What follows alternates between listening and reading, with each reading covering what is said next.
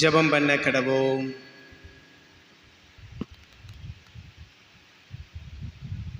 அல்லேலூயா. என் ஆத்துமாவே கர்த்தரை துதி. நான் உயிரோடு இருக்கும் மட்டும் கர்த்தரை துதிப்பேன். நான் உள்ளளவும் என் தேவனை கீர்த்தனம் பண்ணுவேன். அன்பின் பரிசுத்தமுள்ள பரலோக தகப்பனே, இந்த மகிழ்ச்சியான காலை பொழுதுக்காக உமக்கு நன்றி செலுத்துகிறோம். மனமகிழ்ச்சி நாளை, விடுதலையின் நாளை, கர்த்தருடைய ஓய்வு நாளை எங்களுக்காக ஏற்படுத்தி நாங்கள் ஓய்ந்திருக்கவும், மகிழ்ச்சியோடு உமக்கு ஆராதனை செய்யவும், ஆனந்த சத்தத்தோடு ஆண்டவருடைய சமூகத்திலே ஐக்கியம் கொள்ளவும் தேவரீர் தந்த கிருபைகளுக்காக நன்றி செலுத்துகிறோம். எங்களுடைய குறுந்தான்களை நீர் தந்த இந்த மகிமையான திரித்துவ தேவாலயத்திற்காக நன்றி செலுத்துகிறோம். இந்த ஆலயத்தை நாங்கள் உம்முடைய சமூகத்திலே வந்து பணிந்து கொள்வதற்கு ஜெப வீட்டாக கொடுத்தீரே, உமக்கு நன்றி செலுத்துகிறோம். கர்த்தாவே, இந்த ஆலயத்தின் முந்தின பிரதிஷ்டை நாளை நினைவு கூறவும், அதை நினைவு கூறும் கொடுத்த கிருபைக்காக வந்திருக்கிற உடைய பிள்ளைகள் கர்த்தரை பெயர் பெயராய் ஆசீர்வதியும், குடும்பமாய் ஆசீர்வதியும். என் ஆத்ம முதல் முடிவு பரிந்தமும் உடைய நிறைவான பிரசன்னம் தங்கியிருக்கட்டும். மீட்பர் இயேசு கிறிஸ்து மூலம் வேண்டிக் கொள்கிறோம் எங்கள் ஜீவன நல்ல பிதாவே, ஆமென். ஆராதனைக்கு ஆரம்பமாய் நாம் யாவரும் எழுந்து நின்று ஆராதனைக்கு எங்கள் 568வது பாடல், ஆராதனை முறைமை புத்தகத்தில் 75வது பக்கத்தில் உள்ள பிரதிஷ்டை பாடல் 1 சபையின் அஸ்திபாரம் என்ற பாடல். ஆராதனை முறைமை புத்தகத்தில் 75ஆம் பக்கத்தில் உள்ள முதல் பாடல். ஆராதனைக்கு எங்கள் 568 எழுந்து நின்று பாடுவோம்.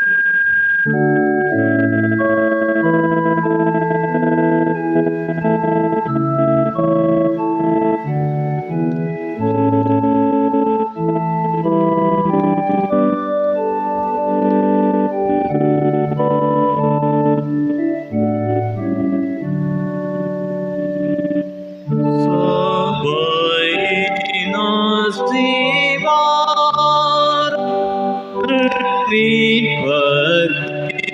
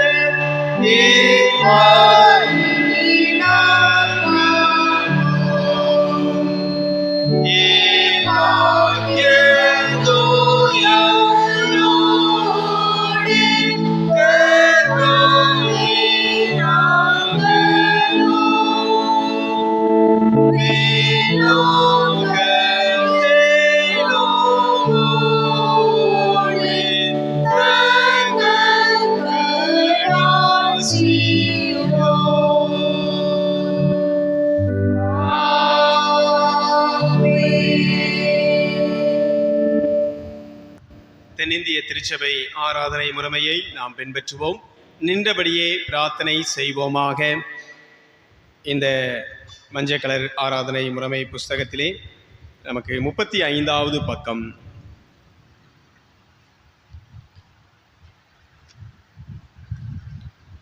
எல்லா இருதயங்களையும், எல்லா விருப்பங்களையும், எல்லா ரகசியங்களையும் அறிந்திருக்கிற சர்வ வல்லமையுள்ள தேவனே, நாங்கள் தேவரீரிடத்தில் பரிபூர்ணமாய் அன்பு கூறவும், உமது பரிசுத்த நாமத்தை உத்தமமாய் மகிமைப்படுத்தவும், உமது பரிசுத்த ஆவியின் ஏவுதலால் எங்கள் இருதயத்தின் சிந்தனைகளை சுத்தம் பண்ணி அருள எங்கள் கர்த்தராகிய கிறிஸ்துவின் மூலமாய் வேண்டிக் கொள்கிறோம்.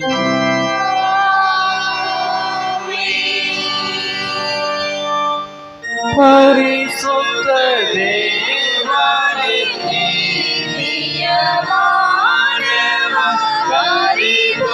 பரிபூரணனே, வல்லமை நிறைந்தவா, பரிபூரண வீரகோவின் பரமே சரணம்.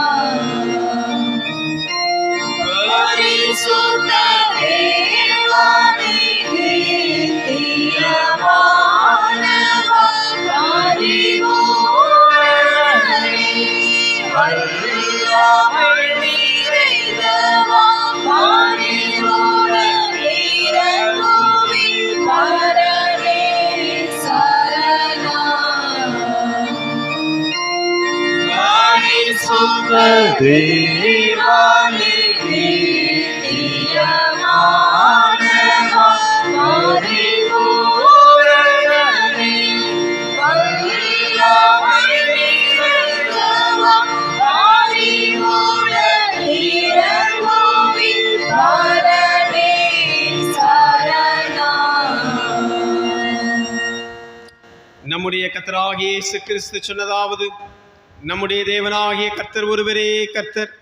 உன் தேவனாகிய கர்த்தரிடத்தில் உன் முழு இருதயத்தோடும், உன் முழு ஆத்துமாவோடும், உன் முழு மனதோடும், உன் முழு பலத்தோடும் அன்பு கூர்வாயாக என்பதே பிரதான கற்பனை. இதற்கொப்பாயிருக்கிற இரண்டாம் கற்பனை என்னவென்றால், உன்னிடத்தில் நீ அன்பு கூறுவது போல் பிறனிடத்திலும் அன்பு கூர்வாயாக என்பதே. இவைகளிலும் பெரிய கற்பனை வேறொன்றுமில்லை. இவ்விரண்டு கற்பனைகளிலும் நியாயப்பிரமாண முழுமையும் தீர்க்க தரிசனங்களும் அடங்கியிருக்கிறது என்பதே. எங்களுக்கு ஈராக்கி கருத்துடனே பிரமாணத்தை கை கொள்ள இதயத்தை எரியாருளோ. பிரியமானவர்களே, நாம் இப்பொழுது தேவனுடைய மகா பரிசுத்த வசனத்தை கேட்கவும், ஆண்டவருடைய சரீரத்தையும் இரத்தத்தையும் பெற்றுக்கொள்ளவும் இங்கே கூடி வந்திருக்கிறோம். உத்தம மனஸ்தாபத்தோடும் விசுவாசத்தோடும் அவரிடத்திலே கிட்டி சேர்வதற்காக தேவனுடைய கிருபையை தேடி முழங்கால் படியிட்டு மௌனமாக நம்மை நாமே சோதித்தறிவோமாக. ஜெபம் பண்ண கடவோம். உங்கள் பாவங்களின் நிமித்தம் முழு இருதயத்தோடு உண்மையாய் மனஸ்தாபப்பட்டு பிறரிடத்தில் அன்பும் சிநேகமுமாயிருந்து தேவனுடைய கற்பனைகளை கைக்கொண்டு புதிதாக்கப்பட்டவர்களாய் அவருடைய பரிசுத்த மார்க்கத்தை நடப்போம் என்ற தீர்மானத்துக்கு நீங்கள் நமது ஆண்டவராகிய இயேசு கிறிஸ்துவின் மூலமாய் சர்வ வல்லமையுள்ள கடவுளோடு உறவாகும்படி மறுபடியும் உங்கள் பாவங்களை மனத்தாழ்மையாய் அறிக்கையிடுங்கள். பின்வரும் பாவ அறிக்கை ஜெபத்தை பொருள் உணர்ந்து நாம் யாவரும் சேர்ந்து சொல்லுவோம். பரமபிதாவே, உமக்கு விரோதமாகவும் எங்கள் எல்லாருக்கும் விரோதமாகவும் பாவ செய்தோம் என்று அறிக்கையிடுகிறோம். ஒளியில் நடவாமல் இருளில் நடந்து வந்தோம். கிறிஸ்துவின் நாமத்தை சொல்லியும் எங்களை விட்டு விலகவில்லை. எங்களுக்கு இருக்க வேண்டும் இடத்தில் மன்றாடுகிறோம். இயேசு கிறிஸ்து நிமித்தம் எங்கள் பாவங்கள் எல்லாவற்றையும் மன்னியும். முது பரிசுத்த ஆவியினால் எங்களை சுத்திகரித்து எங்கள் மனசாட்சியை உயிர்ப்பித்தருளும். உடைய பரிசுத்த நாமத்திற்கு மகிமை உண்டாகும்படி நாங்கள் இனி புது ஜீவனுள்ளவர்களாய் உமக்கு ஊழியம் செய்ததாக மற்றவர்களுக்கு மன்னிக்க எங்களுக்கு உதவி புரியும்.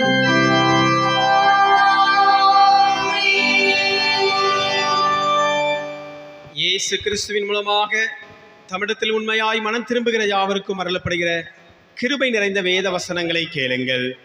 வருத்தப்பட்டு பாரம் சுமக்கிறவர்களே, நீங்கள் எல்லாரும் இடத்தில் வாருங்கள், நான் உங்களுக்கு இளைப்பாறுதல் தருவேன். தேவன் தம்முடைய ஒரே பேரான குமாரனை விசுவாசிக்கிறவன் எவனோ அவன் கெட்டுப்போகாமல் நித்திய ஜீவனை அடையும்படிக்கு அவரை தந்திரளி இவ்வளவாய் உலகத்தில் அன்பு கூர்ந்தார். பாவிகளை ரட்சிக்க கிறிஸ்து இயேசு உலகத்தில் வந்தார் என்கிற வார்த்தை உண்மையும் எல்லா அங்கீகரிப்புக்கு பாத்திரமுமானது. ஒருவன் பாவம் செய்வானையனால் நீதிபரராயிருக்கிற இயேசு கிறிஸ்து நமக்காக பிதாவினிடத்தில் பரிந்து பேசுகிறவராயிருக்கிறார். நம்முடைய பாவங்களை நிவர்த்தி செய்கிற கிருபாதார பலி அவரே.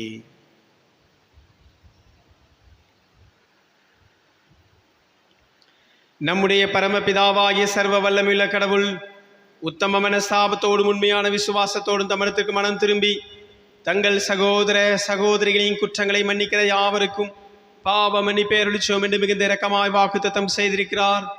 அவர் நம்முடைய கர்த்தராகிய இயேசு கிறிஸ்து நிமித்தம் உங்களுக்கு இறங்கி உங்கள் பாவங்கள் எல்லாவற்றையும் மன்னித்து அவையிலிருந்து உங்களை விடுதலையாக்கி சகல நன்மையிலும் உங்களை உறுதிப்படுத்தி நிலைநிறுத்தி ஒரு நித்திய ஜீவ கரையில் சேர்ப்பாராக.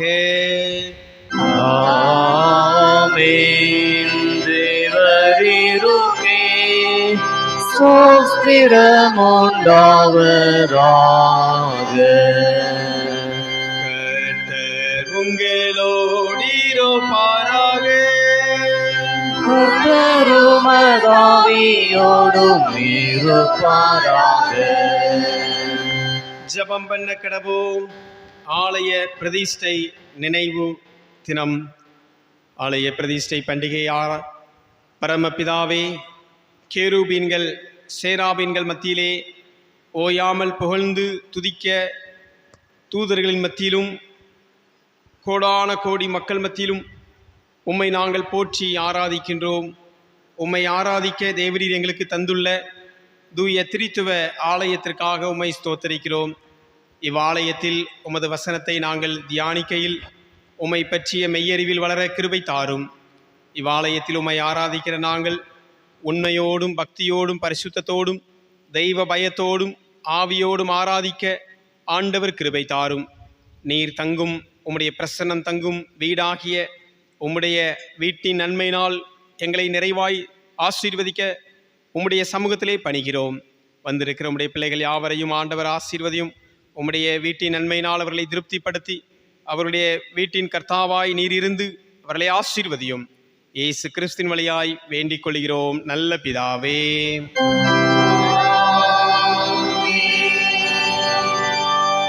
தயவுசெய்து யாவரும் உட்காருங்கள். திருமறை பாடங்கள் வாசிக்க கேட்போம்.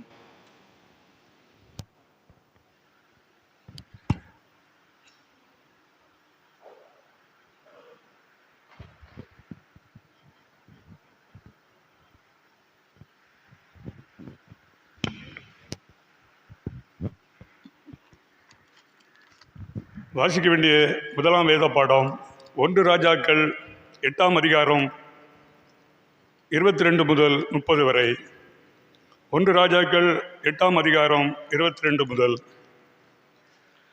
பின்பு சாலமோன் கர்த்தருடைய பலிபீடத்திற்கு முன்னே இஸ்ரவேல் சபையார் எல்லாரும் எதிராக நின்று வானத்திற்கு நேராய் தன் கைகளை விரித்து, இஸ்ரவேலின் தேவனாய் கர்த்தாவே, மேலே வானத்திலும் கீழே பூமியிலும் உமக்கு ஒப்பான தேவன் இல்லை. தங்கள் முழு இதயத்தோடும் உமக்கு முன்பாக நடக்கிற மதடியாருக்கு உடன்படிக்கையும் கிருபையும் காத்து வருகிறீர்.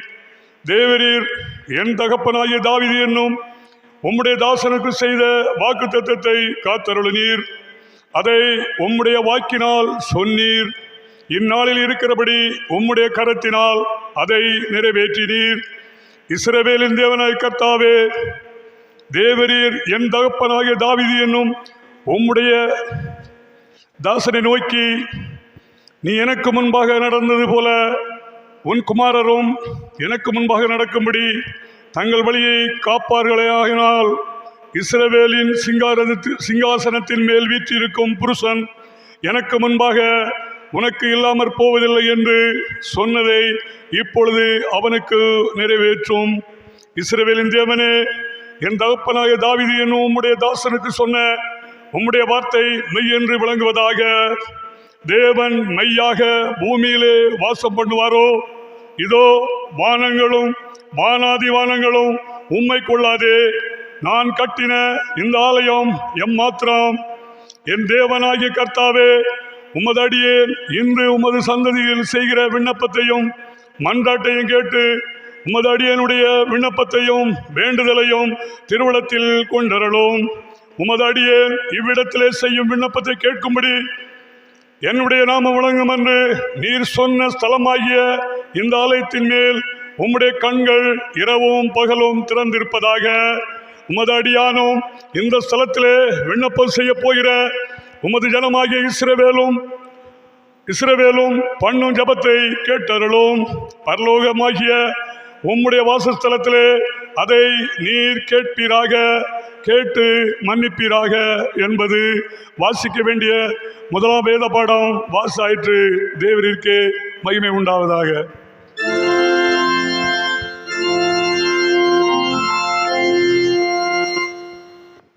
வாசிக்க வேண்டிய நிருப பாடம் 1 கொரிந்தியர் 3ஆம் அதிகாரம் 9ஆம் வசனம் முதல் 17ஆம் வசனம் வரை.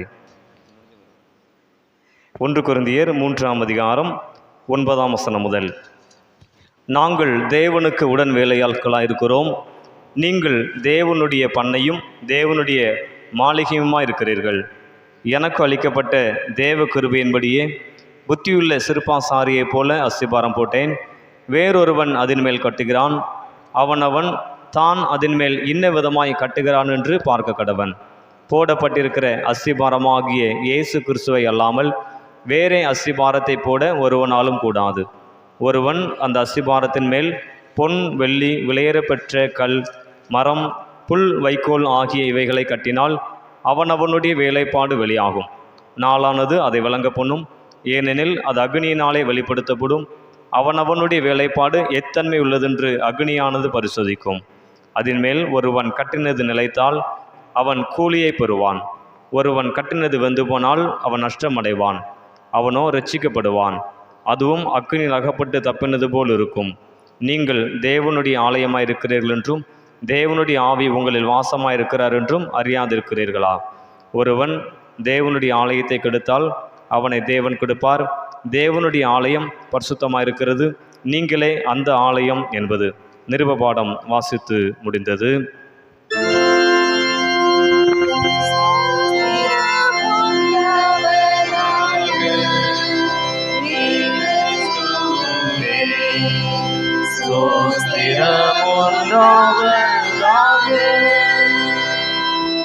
பரிசுத்த சுவிசேஷ வாக்கியம்.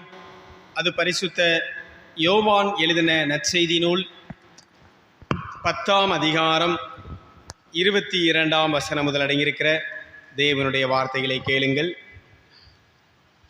யோவான் 10ஆம் அதிகாரம் 22ஆம் வசனம் முதல்.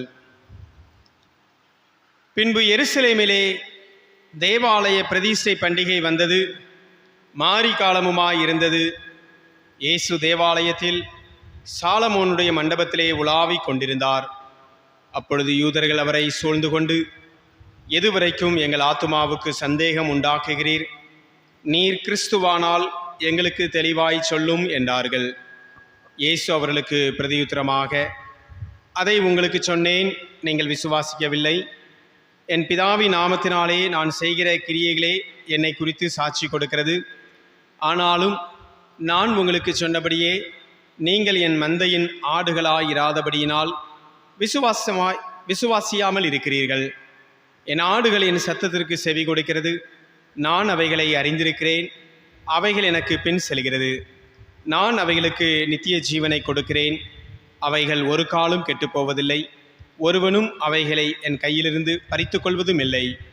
அவைகளை எனக்கு தந்த என் பிதா எல்லாரிலும் பெரியவராயிருக்கிறார். அவைகளை என் பிதாவின் கையிலிருந்து பறித்து கொள்ள ஒருவனாலும் கூடாது. நானும் பிதாவும் ஒன்றாயிருக்கிறோம் என்றார் என்பது. பாடம் முடிந்தது. மகிமை உண்டாவதாக கிறிஸ்துவுக்கே மகிமை உண்டாவதாக. வானத்தையும் பூமியையும்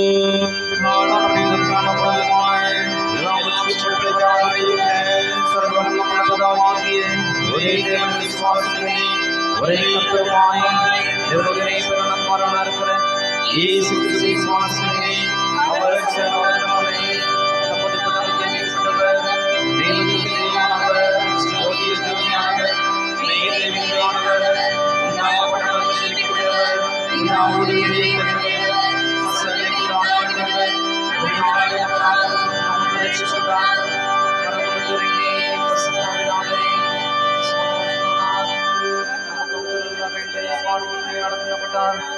வேத வாக்குகளின்படி 3ஆம் நாள் உயிர்த்தெழுந்தார். பரமண்டலத்தில்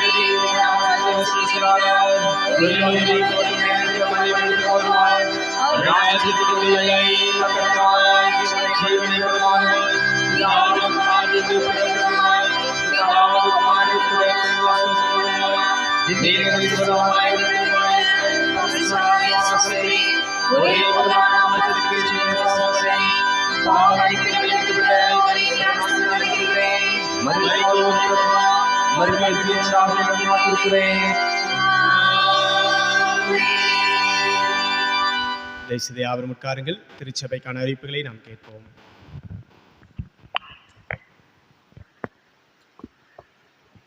அன்புக்குரிய திருச்சபையின் பிள்ளைகளே, உங்கள் யாவரையும் வல்லநாதர் இயேசு கிறிஸ்துவின் ஈடிய நேற்று நாமத்தில் அன்போடு கூட வாழ்த்துகின்றேன், ஆசீர்வதிக்கிறேன். ஆண்டவருடைய கிருபை சமாதானம் உங்கள் வாழ்விலே நிறைவான பலனை கட்டளையிட்டு ஆசீர்வதிப்பதாக.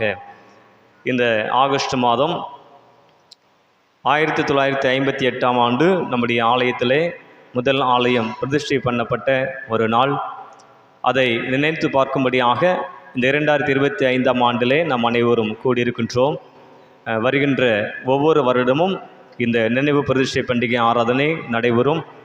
இப்பொழுது வந்திருப்பதைப் போல வெளியூரில் வசிக்கக்கூடிய நம்முடைய சபையினுடைய விசுவாச குடும்பங்கள் நீங்கள் அனைவரும் இந்த ஆகஸ்ட் மாத பண்டிகை நாட்களிலும் வரும்படி உங்கள் யாவரையும் அன்போடு கூட கேட்டுக்கொள்கின்றேன்.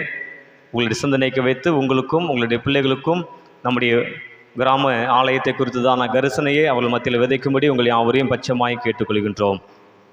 இந்த ஆராதனையிலே உங்கள் யாவருக்கும் மதிய உணவு வழங்கப்படும். 12:30 மணிக்கு நம்முடைய ஆலயத்திற்கு உணவு ஆயத்தமாகி வந்துவிடும். ஆகையினாலே சபையை சார்ந்த விசுவாச குடும்பங்கள் நீங்கள் உங்களுக்கு தகவல் கொடுத்தவுடன் நீங்கள் வந்து அந்த மதிய உணவுகளை பங்கு பெறும்படி உங்களை யாவரையும் அன்போடு கூட ஞாபகப்படுத்துகின்றேன். இந்த பண்டிகை ஆராதனையிலே தோத்திர காணிக்கை கவர் படைக்கும்படியாக உங்களை நான் அன்போடு கேட்டுக்கொள்கின்றேன். அந்த தோத்திர காணிக்கை கவர் இடது பக்க மேஜையில் இருக்கிறது. அதை பெற்றுக்கொள்ளாத பிள்ளைகள் நீங்கள் அந்த கவரை எடுத்து காணிக்கை பாடலின் போது உங்கள் தோத்திர காணிக்கை கவர்களை படைக்கும்படி உங்களை யாவரையும் அன்போடு நான் ஞாபகப்படுத்துகின்றேன். அல்லேலூயா, அல்லேலூயா. ஆண்டவருடைய பரிசுத்த நாமத்திற்கு மகிமை உண்டாவதாக. இந்த நாளை நாம் நம்முடைய முந்தைய ஆலயத்தின் பண்டிகை நாளாக நினைவு கூறுவதற்கு தேவன் நமக்கு நல்ல ஒரு தருணத்தை கொடுத்திருக்கிறார். இந்த நாளை நாம் விசேஷமாக ஆசரிப்பதற்கு அழைப்பு கொடுத்த பொழுது வெளியிடங்களிலிருந்தும் நீங்கள் பிள்ளைகள் உற்சாகமாக கலந்து கொண்டிருக்கிறீர்கள். குறிப்பாக நம்முடைய ஆலயத்தினுடைய பொறுப்பாளர்கள், அருமையான அண்ணன்மார்கள் மற்றும் அம்மாமார்கள், வெளியிடத்திலிருந்து வந்திருக்கிற உங்கள் அனைவரையும் இருகரம் கூப்பி அன்போடு கூட வாழ்த்தி வரவேற்கின்றேன். கர்த்தர் உங்களை சீயோனிலிருந்து ஆசீர்வதிப்பாராக. அந்த சீயோனின் நன்மையினால் உங்களை நிறைவாய் ஆசீர்வதிப்பாராக என்று அன்போடு கூட இறை வாழ்த்து கூறுகின்றேன். நம்முடைய தலைவர் சொன்னது போல நம்முடைய வரவு 1,13,00,000 ரூபா, செலவு 1,26,00,000 ரூபா. இன்னும் நமக்கு 13 லட்சம் ரூபாய் நமக்கு டெஃபிசிட்டு, பற்றாக்குறை.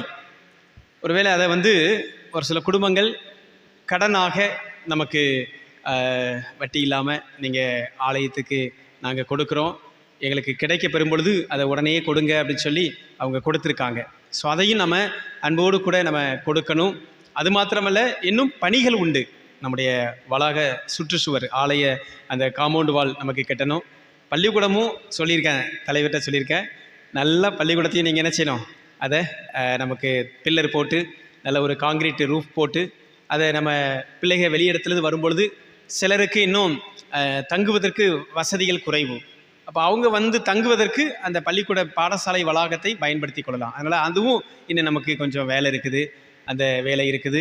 மற்ற இதர பணிகள், தளம் ஃபேவர் பிளாக்கு, நம்முடைய ஆலயத்தை சுற்றிலும் தளக்கல், அதாவது மழை நீர் தேங்கும், அது தண்ணி உறிஞ்சும். காம்பவுண்ட் அதை காங்கிரீட்டாக போட்டால் நமக்கு தண்ணி வடிஞ்சிரும். அதனால் ஃபேவர் பிளாக் போட்டோம்னா அப்படியே அப்சர்வ் பண்ணும். ஸோ அந்த மாதிரி நமக்கு தளக்கல்கள் போடுறதுக்கு, மேட்கள் போடுறதுக்கும் அது தேவைகள் உண்டு. இதை நீங்கள் யாராவது ஒருத்தர் நான் இந்த பணிக்கு இவ்வளவு கொடுக்குறேன், இல்லை அந்த பணியை நான் பொறுப்படுத்திக்கொள்ளேன்னு சொல்லி நீங்கள் மனசில் விரும்புனீங்கன்னா அதையும் நீங்கள் பொறுப்பாளர்களிடத்தில் சொல்லுங்கள். இல்லை நம்முடைய சபை ஊழியர் அருமையான சகோதரர் லாசர்கிட்ட நீங்கள் சொல்லலாம். இந்த ஊழியத்திற்காக தொடர்ந்து நீங்கள் ஜெபியுங்கள். நம்முடைய முந்தின ஆலயத்தின் மகிமையை காட்டிலும் பிந்தின ஆலயத்தின் மகிமை பெரிதாய் விளங்கும் என்று சொல்லி மலைகளுக்கு சென்று மரங்களை வெட்டி நீங்கள் ஆலயத்தை கட்டுங்கள், அதன் பேரில் நான் பிரியமாய் இருப்பேன் என்று சொல்லி ஒவ்வொரு பனிமூட்டுகளும் பிரத்யேகமாக அதை வெட்டி எடுத்து செய்யப்பட்டது. ஒருவேளை உங்கள் வீட்டை கெட்டும்போது கூட நீங்கள் இப்படி பிரயாசப்பட்டிருப்பீங்களான்னு எனக்கு தெரியல. ஏன்னா நான் கண் கூட பார்த்துட்ருக்கேன். மரம் வாங்கணுமா, மொத்தமாக மரத்தை வாங்கி அதை பச்சையாக இருக்கும்போது அறுத்து அதை காய வச்சு அது பதத்துக்கு வந்த பிற்பாடு செதுக்கி இப்படியாக செய்யப்பட்டிருக்குது. ஈரமாக நம்ம செய்ய முடியாது. அப்புறம் வெயில் காலங்களில் அது அப்படி சுருங்கும், விரியும் அப்படின்னு சொல்லிட்டு. அதே போல் கற்களும் அப்படி தான். இந்த தலக்கற்களாக இருக்கட்டும், மற்ற கற்களாக இருக்கட்டும், பார்த்து பார்த்து நம்ம வீட்டை எப்படி செய்தோமோ அதை விட ஆண்டவருடைய வீடு மகிமையாக இருக்கணும்னு சொல்லி நம்முடைய பிள்ளைகள் செஞ்சுருக்காங்க. அதுக்காக நிறையா குடும்பங்கள் உற்சாகமாக பொருத்தனையோடு கூட 10 லட்சத்துக்கும் அதிகமாக கொடுத்த குடும்பங்கள் நம்முடைய சபையில் உண்டு. அவங்களை நான் வாழ்த்துகிறேன். கர்த்தரால் அவர்கள் ஆசீர்வதிக்கப்பட்ட சந்ததியாராக அவர்கள் வாழ்ந்திருப்பார்கள் என்று நான் இந்த ஆலயத்திலிருந்து வாழ்த்துகிறேன். தொடர்ந்து இந்த மற்ற இதர தேவைகள், சின்ன சின்ன தேவைகள் உண்டு. பனிமூட்டுகளுக்கான தேவைகள், அதே போல் இசைக்கருவி வாங்குவதற்கும் பின்னாடி பெஞ்சஸ் நமக்கு போடணும். அது நல்ல பெஞ்சஸ் போடணும். கொயர் பெஞ்சஸும் இன்னும் வர வேண்டியது இருக்குது. நம்ம காசு வர வர ஒன்று ஒன்றா வந்துக்கிட்டு இருக்குது. ஸோ அதை மனதில் கொண்டு நீங்கள் உங்களுடைய குடும்பங்களிலே, உங்களுடைய வெளியிடங்களில் இருக்கிற பிள்ளைகள், பொருத்தனை செய்தவர்கள் இதற்காக பிரத்யேகமாக கொடுக்க உங்களை அன்போடு கூட கேட்டுக்கொள்கிறேன். ஆண்டவர் இன்னைக்கு சிறப்பாக நம்முடைய சபையும் நம்முடைய சபையின் குடும்பங்களையும் ஆசீர்வதிப்பாராக. இதில் ஒரே ஒரு காரியம் என்ன சொல்லணும்னா, கலெக்ஷனுக்காக நம்ம எல்லோரும் வெளியிடத்துக்கு போவோம். ஆனால் நம்ம ஊரில் உள்ள பிள்ளைகளை தாண்டி நம்ம வெளியே எங்கேயுமே போகலை. ஒருத்தர் அவங்க பெண் மக்களாக இருக்கலாம், இல்லை ஆண் மக்களாக இருக்கலாம். எல்லாருமே யார் தான்? குருந்தான்வில திருத்துவ ஆலய குடும்பம் தான். அதை நினச்சி நான் பெருமையாக நான் போகிற இடத்துலலாம் நான் சொல்லுவேன், நம்ம சபையின் மக்கள் வேறு எங்கேயும் எங்கள் ஊர் கோயில் நான் எதுக்கு அவங்கக்கிட்ட வாங்கணும், எனக்கு ஆண்டவர் கொடுத்துருக்காரு அப்படின்னு சொல்லி உள்ளதை கொடுத்து உள்ளத்தை கொடுத்து இந்த உயர்வான ஊழியத்தை தாங்கியிருக்கிறாங்க. அதே சாட்சி எப்படி நம்முடைய 58 கட்டின கோயிலை இன்னைக்கு நம்ம புதுப்பிச்சு கட்டியிருக்கோமோ அதே போல் ஆண்டவர் நம்முடைய பிள்ளைகளை ஆசீர்வதிச்சிட்டார். அவருடைய இருதயங்களை கட்டுகிறார், இல்லத்தை கட்டுகிறார். இது அடுத்த தலைமுறைக்கு ஒரு அடித்தளமாக இருக்கும். 100 வருஷம் ஆனாலும் இந்த ஆலயம் இந்த இடத்திலிருந்து ஆண்டவரை ஆராதிப்பதற்கு, சேமமாக நம்முடைய பிள்ளைகள் வந்து செல்வதற்கு நல்ல வசதியாக கட்டப்பட்டிருக்கிறது. எனவே ஆலயத்தை குறித்த இந்த வைராக்கியத்திலே நாம் வளருவோம். இந்த கிராமத்தை குறித்த அந்த பற்றுறுதியிலே நாம் வளருவோம். ஏன்னா நமக்கு கிராமமும் நமக்கு வீட்டு வாசல் ஆண்டவர் ஏற்படுத்தி கொடுத்துட்டார். இந்த கிராமத்தை நாம் நேசிப்போம். மெட்ராஸில் போய் செட்டில் ஆயாச்சு, ஈரோட்டில் போயாச்சு, திண்டுக்கலுக்கு போயாச்சு அப்படின்னு சொல்லி அங்கேயே இருந்துடக்கூடாது. பிள்ளைகளை என்ன செய்யணும், அப்பப்போ குருந்தான்விலைக்கு அனுப்பி வைக்கணும். மெட்ராஸில் நம்ம வசதியாக இருக்கலாம், ஒவ்வொரு இடத்துலையும் நம்ம ஆண்டவர் ஆசீர்வதிச்சிட்டாரு, அதை நம்ம மறந்துடக்கூடாது. இந்த இடத்துலேருந்து தான் ஆண்டவர் எங்களை உயர்த்தி அழைத்தார், எங்களை அழைத்து கொண்டு போனார், எங்களை ஆசீர்வதித்தார் என்று சொல்லி இந்த ஆலயத்தை பிள்ளைகளுக்கு நாம் அடையாளம் காட்டுவோம். நம்முடைய பிள்ளைகளும் வந்து இங்கே பணிந்து கொள்ளும் பொழுது ஆண்டவர் மகிமையான காரியங்களை அவர்கள் வாழ்க்கையிலையும் செய்வார். ஏன்னா நம்ம முன்னோர்கள் வாழ்க்கையிலே செய்தவர், அது தலைமுறை தலைமுறையாக நான் உன்னை ஆசீர்வதிப்பேன் என்று சொன்னவர். இந்த இடத்துல வந்து அவங்க ஜெபம் பண்ணும்போது கண்ணீரோடு கூட வந்து அவங்க பொருத்தனைகளை ஏறெடுக்கும் போது ஆண்டவர் அந்த பொருத்தனைகளை நிறைவேற்றுகிறார். அப்படிப்பட்ட ஒரு பரிசுத்தமுள்ள ஆலயம் இந்த திரித்துவ ஆலயம். வல்லமை உண்டு. நீங்கள் இங்கே வந்து ஜெபிக்கும்போது அந்த பிரசன்னத்தை நீங்கள் உணர்ந்து கொள்ள முடியும், அந்த அற்புதத்தை நீங்கள் பார்த்துக்கொள்ள முடியும், அந்த அதிசயத்தை நீங்கள் பெற்றுக்கொள்ள முடியும். அதுக்காக நான் ஆண்டவரை துதிக்கிறேன். தொடர்ந்து இந்த வரவு செலவு விவரங்களை அண்ணன் வாசித்தார்கள், அவர்களுக்கு நன்றி செலுத்துகிறேன். நமக்கு சொன்ன மாதிரி தேவை இருக்குது. நீங்கள் உற்சாகமாக உங்களுடைய உதாரத்துவமான காணிக்கைகளை கொடுத்து இந்த ஆண்டிலும் இந்த ஊழியத்தை தாங்குங்கள். தொடர்ந்து நம்முடைய எஞ்சிய பணிகளும் நிறைவு பெற அதுக்காக ஜெபியுங்கள், கொடுங்கள். கர்த்தர் உங்களை ஆசீர்வதிப்பார். இதோடு நம்ம நின்றக்கூடாது. நம்ம ஆலயத்தின் பெயரில் எங்கேயாவது வட இந்தியாவிலேயோ இல்லை ஏதாவது ஒரு பகுதியிலேயோ திரித்துவ ஆலயம், குருந்தான்விளை ஆலயத்தின் சார்பாக என்ன செய்ய போகிறோம்? ஆலயமும் நம்ம கட்டணும். ஸோ அதையும் நீங்கள் மனசில் வச்சுக்கோங்க. ஆலயம் கட்டியாச்சு, நமக்கு நாமே இருந்துக்கிட்டோம் அப்படின்னு கிடையாது. இதே போல் ஆராதனை கூடங்கள் ஆலயம் இல்லாத இடத்துல மரத்தின் கீழும் திண்ணைகளிலும் ஆராதித்து கொண்டிருக்கிற பிள்ளைகளுக்கு ஒரு ஆலயத்தை நம்ம கட்டி கொடுக்கணும். வட இந்தியாவில் நம்ம பார்த்தோம்னா ஒரு 8 லட்ச ரூபா இருந்தால் ஒரு பக்கா சர்ச்சு 20க்கு 40 அந்த இடத்துல கட்டிவிட முடியும். ஏன்னா வேலை செய்கிறவங்கெல்லாம் அவங்க இருப்பாங்க, சபையார் இருப்பாங்க, அவங்களே நமக்கு வேலை செய்து கொடுப்பாங்க.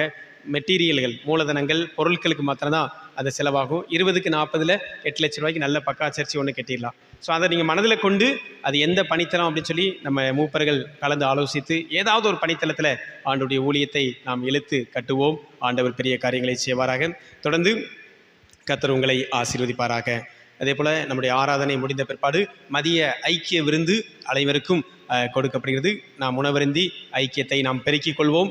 இதன் மூலமாக நம்முடைய வாழ்வின் நாயகராம் கிறிஸ்து இயேசுவை மனதிலே கொண்டு அவருக்கு சாட்சியாய் வாழ்வோம். வாலிப பிள்ளைகளுக்கு ஒரு அறிவிப்பும், இந்த ஆராதனை முடிஞ்ச பிற்பாடு கீழப்புதுக்குடி கஸ்பாவில் ஒரு மணி நேரம் அவங்களுக்கு ஒரு வாலிபர் கூட்டம் ஒன்று நடக்குது. அதை நம்ம சபை நம்முடைய அருமையான உபதேசியார் ஒழுங்கு செய்வாங்க. ஒரு ஆட்டோ பிடிச்சி ஒரு மணி நேரம் நீங்கள் அங்கே வந்து போயிட்டு அந்த கூட்டத்தில் கலந்து கொள்ளும்படி அன்போடு கேட்டுக்கொள்கிறேன். எல்லா பிள்ளைகளும் நீங்கள் கலந்து கொள்ளுங்கள். கர்த்தர் உங்களை ஆசீர்வதிப்பார். கொயர்லாம் பார்த்தீங்களா?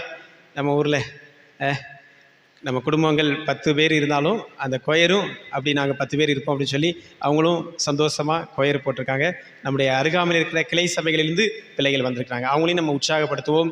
சந்தோஷமாக மகிழ்ச்சியாக ஒவ்வொரு நாளும் இந்த ஞாயிற்றுக்கிழமை ஆராதனைகளிலே அவர்கள் கலந்து கொண்டு ஆண்டவரை மகிமைப்படுத்துகிறார்கள். தொடர்ந்து இந்த ஆலயம் என்ன செய்யணும்? நிரம்பி வழியணும். நம்ம ஊர்லேயே நிறைய ஆத்துமாக்கள் இருக்காங்க. நம்ம ஊர்லேயும் ஆண்டவரை அறியாத நம்முடைய குடும்ப உறவுகள் இருக்காங்க. அவங்களையும் ஆண்டவர் சொந்த ரட்சகராக ஏற்றுக்கொண்டு இந்த ஜீவனுள்ள தேவனுடைய ஆலயத்தில் வந்து அவரை மகிமைப்படுத்தணும். அதுக்காக தான் விஸ்தாரமாக பெரிய ஆலயமாக நம்ம கட்டியிருக்கோம். நம்முடைய மூப்பர்கள் தரிசனத்தோடு கட்டியிருக்காங்க. ஆலயம் என்ன செய்யணும்? நிரம்பி வழியணும். பண்டிகை நாட்களில் நிரம்பி வழியும், அது இல்லை, மற்ற நாட்களிலும் காலை மாலை ஆராதனைகளில் இந்த ஆலயம் நிரம்பி வழியணும். அதுக்காக நம்ம ஜெபிப்போம். நம்முடைய சகோதர உறவுகள், நம்முடைய சொந்தங்கள், நம்முடைய சகோதர மார்க்கத்தில் இருக்கிற அன்பர்களும் இந்த இடத்துல வந்து ஜெபம்னா என்னுடைய குடும்பத்தில் வறுமை நீங்கும், என்னுடைய பிசாசு கோளாறு மாறும், தரித்திரம் மாறும், எனக்கு ஆசீர்வாதம் வரும்னு சொல்லி நம்பிக்கையோடு இங்கே உள்ளே வரணும். அதுக்காக நம்ம ஜெபிப்போம். ஆண்டவர் பெரிய காரியங்களை செய்வாராக. இப்பொழுதும் சத்திய வசனத்தை நம்முடைய பிள்ளைங்க சொல்லுவாங்க.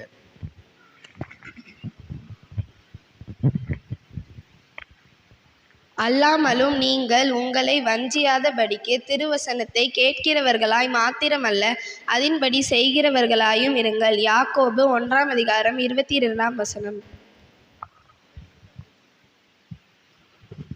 அல்லாமலும் நீங்கள் உங்களை வஞ்சியாதபடிக்கு திருவசனத்தை கேட்கிறவர்களாய் மாத்திரமல்ல அதன்படி செய்கிறவர்களாயும் இருங்கள். யாக்கோபு 1:22.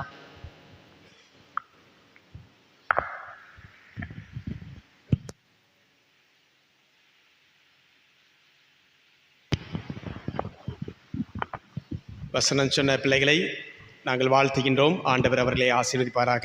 அதே போல் ஒவ்வொரு வாரமும் நம்ம பிள்ளைங்க வசனம் சொல்லுவாங்க. அவங்களுக்கு ஒரு சின்ன பென்சில், பென், இல்லைன்னா ஒரு 5 ரூபா கேட்பரி சாக்லேட்டு யாராவது நீங்கள் ஒவ்வொரு வாரமும் ஒரு குடும்பம் பொருத்தனை எடுத்துக்கொள்ளும்படி அன்போடு கேட்டுக்கிறேன். இப்போ எத்தனை பிள்ளைங்க நம்ம சொல்கிறாங்க? ஒரு 5 பேர் சொல்லுவாங்க 5 சாக்லேட்டு, 5 25. அவங்களுக்கு சந்தோஷமாக இருக்கும். நான் சொல்லுவேன், ஆனால் ஆராதனை நடக்கும்போது சாக்லேட் சாப்பிடக்கூடாது. என்ன செய்யணும்? வீட்டில் போய் தான் சாப்பிடணும். பிஸ்கட் பாக்கெட்டு 10 ரூபா கொடுப்பாங்க, அங்கே வச்சே பிரித்து உடச்சிட்டு இருப்பான் எங்கள் வீட்டில். அது சொல்லுவேன், இங்கே வச்சு சாப்பிட்டா பிஸ்கட் கிடையாது, வீட்டில் போய் தான் சாப்பிடணும் அப்படின்னு சொல்லிட்டு. அதே போல் பென்சில், ரப்பர், அதே போல் பென், ஏதாவது ஒரு நினைவு பரிசு, ஒரு சின்ன பவுச்சு அவங்களுக்கு கொடுத்தோம்னா அது அவங்களுக்கு உற்சாகத்தை கூட்டும். தொடர்ந்து நீங்கள் அதை மனதிலே கொண்டு பிள்ளைகளை உற்சாகப்படுத்துங்க. எல்லா சபையிலையும் இப்போ கொடுக்க ஆரம்பிச்சிட்டாங்க.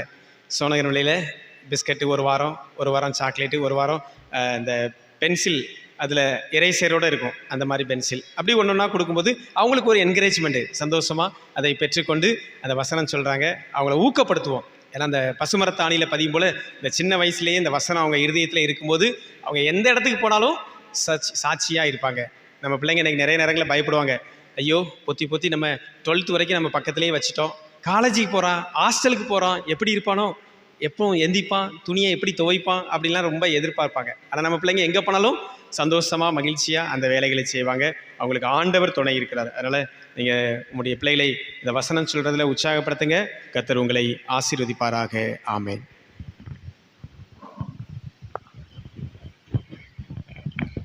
யாவரும் எழுந்து நின்று ஆண்டவருடைய தெய்வ செய்திக்கு ஆயத்தமாய் ஆராதனைக்குதுங்கள் 617வது பாடல், கர்த்தா நீர் வசிக்கும் ஸ்தலத்தை நேசிப்போம் என்ற பாடலை எழுந்து நின்று பாடுவோம். ஆராதனைக்குதுங்கள் 617.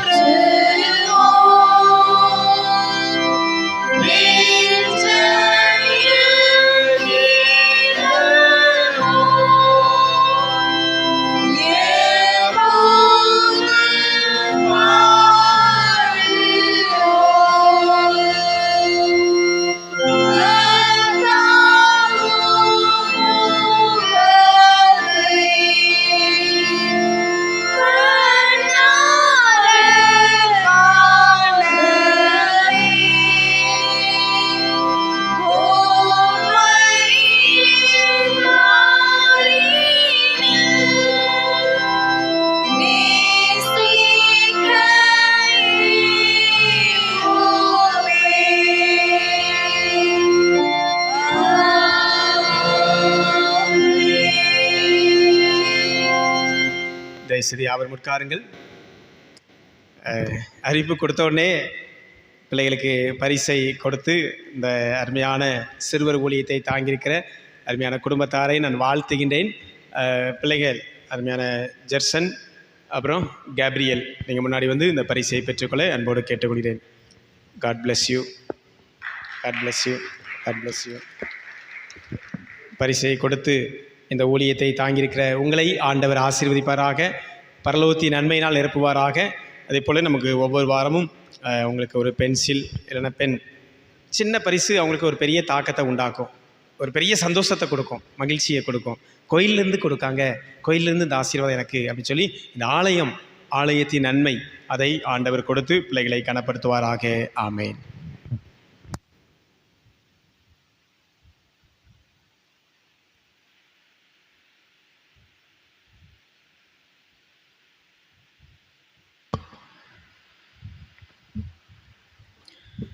பிதா, குமாரன், பரிசுத்த ஆவியானவர் நாமத்தினாலே ஆமேன். அன்புக்குரியவர்களே, மீண்டும் உங்கள் அனைவருக்கும் அருள்நாதர் இயேசு கிறிஸ்துவின் ஈடு இணையற்ற நல் நாமத்தினாலே வாழ்த்துதலையும் வணக்கத்தையும் தெரிவித்துக் கொள்கிறேன். கர்த்தருடைய நாமும் மகிமைப்படுவதாக. எல்லாரும் மகிழ்ச்சியாக இருக்கீங்களா? ஹல்லேலூயா, ஹல்லேலூயா. நம்முடைய சேகரத்திலேயே நமக்கு ஒரு பெரிய ஆலயம், ஒரு புதிய ஆலயம் என்றால் அது நம்முடைய குருந்தான்விளை தூய திரித்துவ ஆலயம். இந்த ஆலயத்தை குறித்து நிறைய காரியங்களை சொல்லிகிட்டே இருக்கலாம். ஒவ்வொரு நேரமும் இந்த ஆலயத்திற்கு அடிக்கல் நாட்டின அந்த நாள் முதல் அது நிறைவு பெற்று மங்களப்படைப்பு செய்யப்பட்ட நாள் வரைக்கும் கடந்து சென்ற பாதைகள் அவ்வளவு கடினமான பாதையிலும் உற்சாகமாக நம்முடைய பிள்ளைகளை ஆண்டவர் வழி நடத்தினார். குறைவின்றி நிறைவாய் நடத்தினார். சென்ற இடமெல்லாம் எங்களை இன்முகத்தோடு ஏற்றுக்கொண்ட நம்முடைய சபை குடும்பங்கள் ஒவ்வொரு இடத்துலையும் அவங்க செட்டில் ஆகியிருக்காங்க. எல்லா இடத்துக்கும் கிட்டத்தட்ட எல்லாருடைய வீட்டுக்கும் நம்ம போயாச்சு, யார் வீட்டுக்கும் நம்ம போகாமல் இல்லை. எல்லார் வீட்டுக்கும் போய் அவங்க வீட்டில் போய் ஜெபம் பண்ணி அவங்க கொடுக்குற அன்பின் காணிக்கைகள் சிறிதோ பெரிதோ அதை பெற்றுக்கொண்டு இந்த பணியை நிறைவு செய்ய ஆண்டவர் உதவி செய்தார். அதற்காக ஆண்டவரை துதிக்கிறேன். இந்த சென்டிமெண்ட்டு, இந்த ஒரு மனப்பக்குவம் ஒவ்வொரு வருஷமும் இணைப்போடு முனைப்போடு எங்கள் கோயில் எங்கள் ஆலயம் என்று சொல்லி இந்த பண்டிகை நாட்களை நினைவில் கொள்ள உங்களை அன்போடு கூட கேட்டுக்கொள்கிறேன். இதுக்கு நமக்கு முந்தின ஆலயத்தினுடைய நினைவு அந்த பிரதிஷ்டை நாள். எனவே அதை நாம் நினைவு கூற அழைக்கப்பட்டிருக்கிறோம். நமக்கு தான் புது கோயில் மே மாதம் 17, 18, 19 பண்டிகை நடக்குது அப்படின்னு சொல்லி அல்ல. இது நம்முடைய முன்னோர்கள் இந்த கிராமத்திலே அவர்கள் இருந்த கடினமான சூழல்களில் அன்றைக்கு இருந்த காலகட்டத்தில் அன்னைக்கு இருந்த வசதியை கொண்டு கட்டி எழுப்பப்பட்ட பழைய ஆலயத்தினுடைய நினைவு பிரதிஷ்டை நாளை நாம் நினைவில் கொள்ள நாம் அழைக்கப்பட்டிருக்கிறோம். அதை தான் எருசலேமில் இருக்கிற பிள்ளைங்க செஞ்சாங்க. ஆகாய் 2ஆம் அதிகாரத்தில் நம்ம பார்க்கும்போது ஆகாய் தீர்க்கதரிசன புஸ்தகத்தில் அங்கே சொல்லப்பட்டிருக்குது. அவங்க முந்தின ஆலயத்தை நினைவில் கொள்வதற்கு இந்த வசனங்கள் அவர்களுக்கு கொடுக்கப்பட்டது. ஆகாய் அங்கே 1ஆம் அதிகாரம் 7ஆம் வசனத்திலையும் 8ஆம் வசனத்திலையும் நாம் பார்க்கும் பொழுது ஆண்டவராகிய கர்த்தர் சொல்கிறாரு, அந்த உங்கள் வழிகளை சிந்தித்து பாருங்கள் என்று சேனைகளின் கர்த்தர் சொல்கிறார். நீங்கள் மலையின் மேல் ஏறி போய் மரங்களை வெட்டி கொண்டு வந்து ஆலயத்தை கட்டுங்கள், அதன் மேல் நான் பிரியமாயிருப்பேன் என்றும் என் மகிமை விளங்கும் என்று கர்த்தர் சொல்கிறார். 2ஆம் அதிகாரம் 9ஆம் வசனத்தில் முந்தின ஆலயத்தின் மகிமையை பார்க்கிலும் இந்த பிந்தின ஆலயத்தின் மகிமை பெரிதாயிருக்கும். ஆண்டவராகிய கர்த்தர் தம்முடைய பிரசன்னத்தை ஆலயத்திலே வைத்திருக்கிறார். அந்த ஆலய பிரசன்னத்தினால் நாம் நிரப்பப்படவும் நிறைவை பெற்றுக்கொள்ளவும் நாம் கூடி வந்திருக்கிறோம். கர்த்தர் தாமே உங்களை ஆசீர்வதிப்பாராக. அதோடு கூட ஒரு அறிவிப்பு, செப்டம்பர் மாதம் 3வது ஞாயிற்றுக்கிழமை நமக்கு சுவிசேஷ ஊழியம். சுவிசேஷ ஊழியம் எங்கே போகிறோன்னு சொல்லியிருக்காங்களா? லாசரையா சொன்னாங்களா? சொல்லலையோ? தரங்கம்பாடி. எத்தனை பேர் வாரீங்க? 2 பஸ்ஸு பிடிச்சிருக்கு. கை தூக்குங்க. எத்தனை பேர் வாரீங்க? சரி, வைக்கப்படாமல் கை தூக்குங்க. ஆமாம், சரி, கை கீழே போட்டுக்கோங்க. 2 பஸ்ஸு, ஒரு வேனு. நீங்கள் நம்பர்ஸ் எத்தனை பேர் வாரீங்கன்னு நமக்கு ஒரு வேளை கூடுச்சுன்னா வாகனம் ஒழுங்கு செய்வதற்கு அது ஏதுவாக இருக்கும். இப்போ நமக்கு நீல்புரத்துக்கு மட்டும் எங்களுக்கு ஒரு பஸ்ஸு வேணும் அப்படின்னு சொல்லியிருக்காங்க. அப்போ 60 பேர் தானே ஒரு பஸ்ஸில் இருக்க முடியும். ஊரோடு வந்தால் எப்படி ஆகும்? சின்ன பிள்ளைங்கள் நாங்கள் 5 பேரை ஒரே சீட்டில் உட்கார வச்சுருவோம் அப்படின்னு சொல்லியிருக்காங்க. 5 பேர் குட்டி குட்டி பிள்ளைங்கள, இப்போ நம்ம கேப்ரியல் மாதிரி கொஞ்சம் சின்ன சின்ன பிள்ளைங்களெல்லாம் 5 பேர் ஒரே சீட்டில் உட்கார வச்சுருவோம். ஐயா, எங்களுக்கு ஒரு பஸ்ஸு போதுன்னு இருக்காங்க. ஒருவேளை இன்னும் பேர் அதிகமாக கொடுக்கும்போது கூட ஒரு வேன் பிடிக்க வேண்டியிருக்கும். சனிக்கிழமை நைட்டு இங்கேருந்து ஒரு 10 மணிக்கு நம்ம புறப்படுறோம். எந்த இடத்துல நின்னாலும் உங்களுக்கு அங்கே நிற்கிற இடத்துல காப்பி டீ அப்படின்னு சொல்லிட்டு நல்ல உற்சாகமாக நமக்கு கொடுக்கவும், ஒருத்தர் இறங்கினா ஒன்றுக்கு இருக்கணும்னு ஒருத்தர் இறங்குவாங்க, எல்லாரும் இறங்குவாங்க. எல்லாருக்கும் காஃபி வடை, நைட்டு 12 மணியா பரவாயில்ல வடையை கொடுங்க, அவங்களுக்கு டீ வாங்கி கொடுங்க அப்படின்னு சொல்லி உற்சாகமாக நம்முடைய சபை ஊழியர்கிட்ட நாங்கள் பேசிக்கிட்டோம். ஒவ்வொரு மாதமும் சபை ஊழியர்களாக கூடி ஜெபிப்போம். அப்படி பேசும்போது சொல்லிக்கிட்டோம். அப்போ அந்த இடத்துல 3 வேளை சாப்பாட்டுக்கு, அதே போல் அவங்களுக்கு டீ ஸ்நாக்ஸு எங்கே இறங்கி கேட்டாலும் காஃபி டீ அவங்களை உற்சாகமாக கொடுக்கணும். அது சனிக்கிழமை நைட்டு 10 மணிக்கு புறப்பட்டு அங்கே ஞாயிற்றுக்கிழமை அதிகாலை நம்ம ஒரு 5 மணிக்கெல்லாம் நம்ம அங்கே சென்று விடுவோம். நாகப்பட்டினம் தரங்கம்பாடிக்கு அங்கே போயிட்டு காலையில் குளிச்சுட்டு சாப்பிட்டுட்டு 8 மணிலேருந்து ஒரு 9:30 10 மணி வரைக்கும் நமக்கு சுவிசேஷ ஊழியத்தை முன்னிட்டு நமக்கு நற்கரணை ஆராதனை அங்கே வச்சு நமக்கு நடக்குது. நற்கரணை ஆராதனை அந்த புது எருசலேம் ஆலயம், நம்முடைய CSI இல்லைன்னா புரொட்டஸ்டன்ட் சர்ச்சு இந்தியாவில் வந்த முதல் ஆலயம் 1706 ஆண்டு. சுனாமி காலத்தில் கொஞ்சம் அந்த காம்பவுண்ட் வால் மட்டும் இடிஞ்சிருந்துச்சு. ஆலயம் அப்படியே அது பழுதுபடாமல் அப்படியே இருக்குது. அந்த ஆலயம் நமக்கு CSI ஆலயம்னா முதல் ஆலயம் அங்கே தான், தரங்கம்பாடி ஆலயம். அப்போ அந்த ஆலயத்தில் போய் நம்ம நற்கரணை நம்ம எடுத்து அதுக்கப்புறமா கிராமங்களுக்கு சென்று சுவிசேஷ ஊழியம் செய்துவிட்டு மத்தியானம் நல்ல விருந்து, கறி விருந்து நமக்கு மத்தியானம் சாப்பிட்டுட்டு அப்புறம் ஒரு 2 மணி நேரம் ஒரு கூட்டம், 2 மணிலேருந்து 4 மணி வரைக்கும் ஒரு கூட்டம், சின்ன கூட்டம் நடத்திட்டு ஒவ்வொரு சபையிலேருந்தும் ஒவ்வொருத்தர் பாட்டு பாடுறது, ஒரு பாட்டு, ஒரு சின்ன ஒரு சாட்சி. ஒவ்வொரு சபையும் 6 சபைக்கு 6 பாட்டு 6 சாட்சி. முடிஞ்ச பிற்பாடு வர்ற வழியில் நமக்கு வேளாங்கண்ணி அப்படின்னு சொல்லி ஒரு திருத்தலம் இருக்குது. அதை சும்மா பார்வையிட்டுட்டு நம்ம அப்படியே நம்ம கடந்து வரப்போகிறோம். பூம்புகார் துறைமுகம், அந்த வேளாங்கண்ணி, இதை பார்த்துட்டு நம்ம திரும்ப வரோம். ஸோ திங்கக்கிழமை அதிகாலையில் 4 மணிக்கு நம்ம வீட்டுக்கு வந்துடலாம். அதுக்கப்புறமா தூங்குறவங்க தூங்குவாங்க, ஸ்கூலுக்கு போகிற பிள்ளைங்க ஸ்கூலுக்கு போயிடலாம். அதனால் எந்த இதுவும் தடைப்படாது. நீங்கள் அதனால் உற்சாகமாக இந்த ஊழியத்தில் நீங்கள் கலந்து கொள்ளுங்கள். அவங்க பேரை இப்போவே கொடுத்துருங்க. பெரியவங்களுக்கு 500 ரூபா கட்டணம் டிக்கெட்டு, சின்ன பிள்ளைங்களுக்கு 250 ரூபா. நீங்கள் அதை மனதில் கொண்டு, அது போக நமக்கு டொனேஷன் பிரிப்போம், சாப்பாட்டு காரியங்கள் எல்லாத்துக்கும்.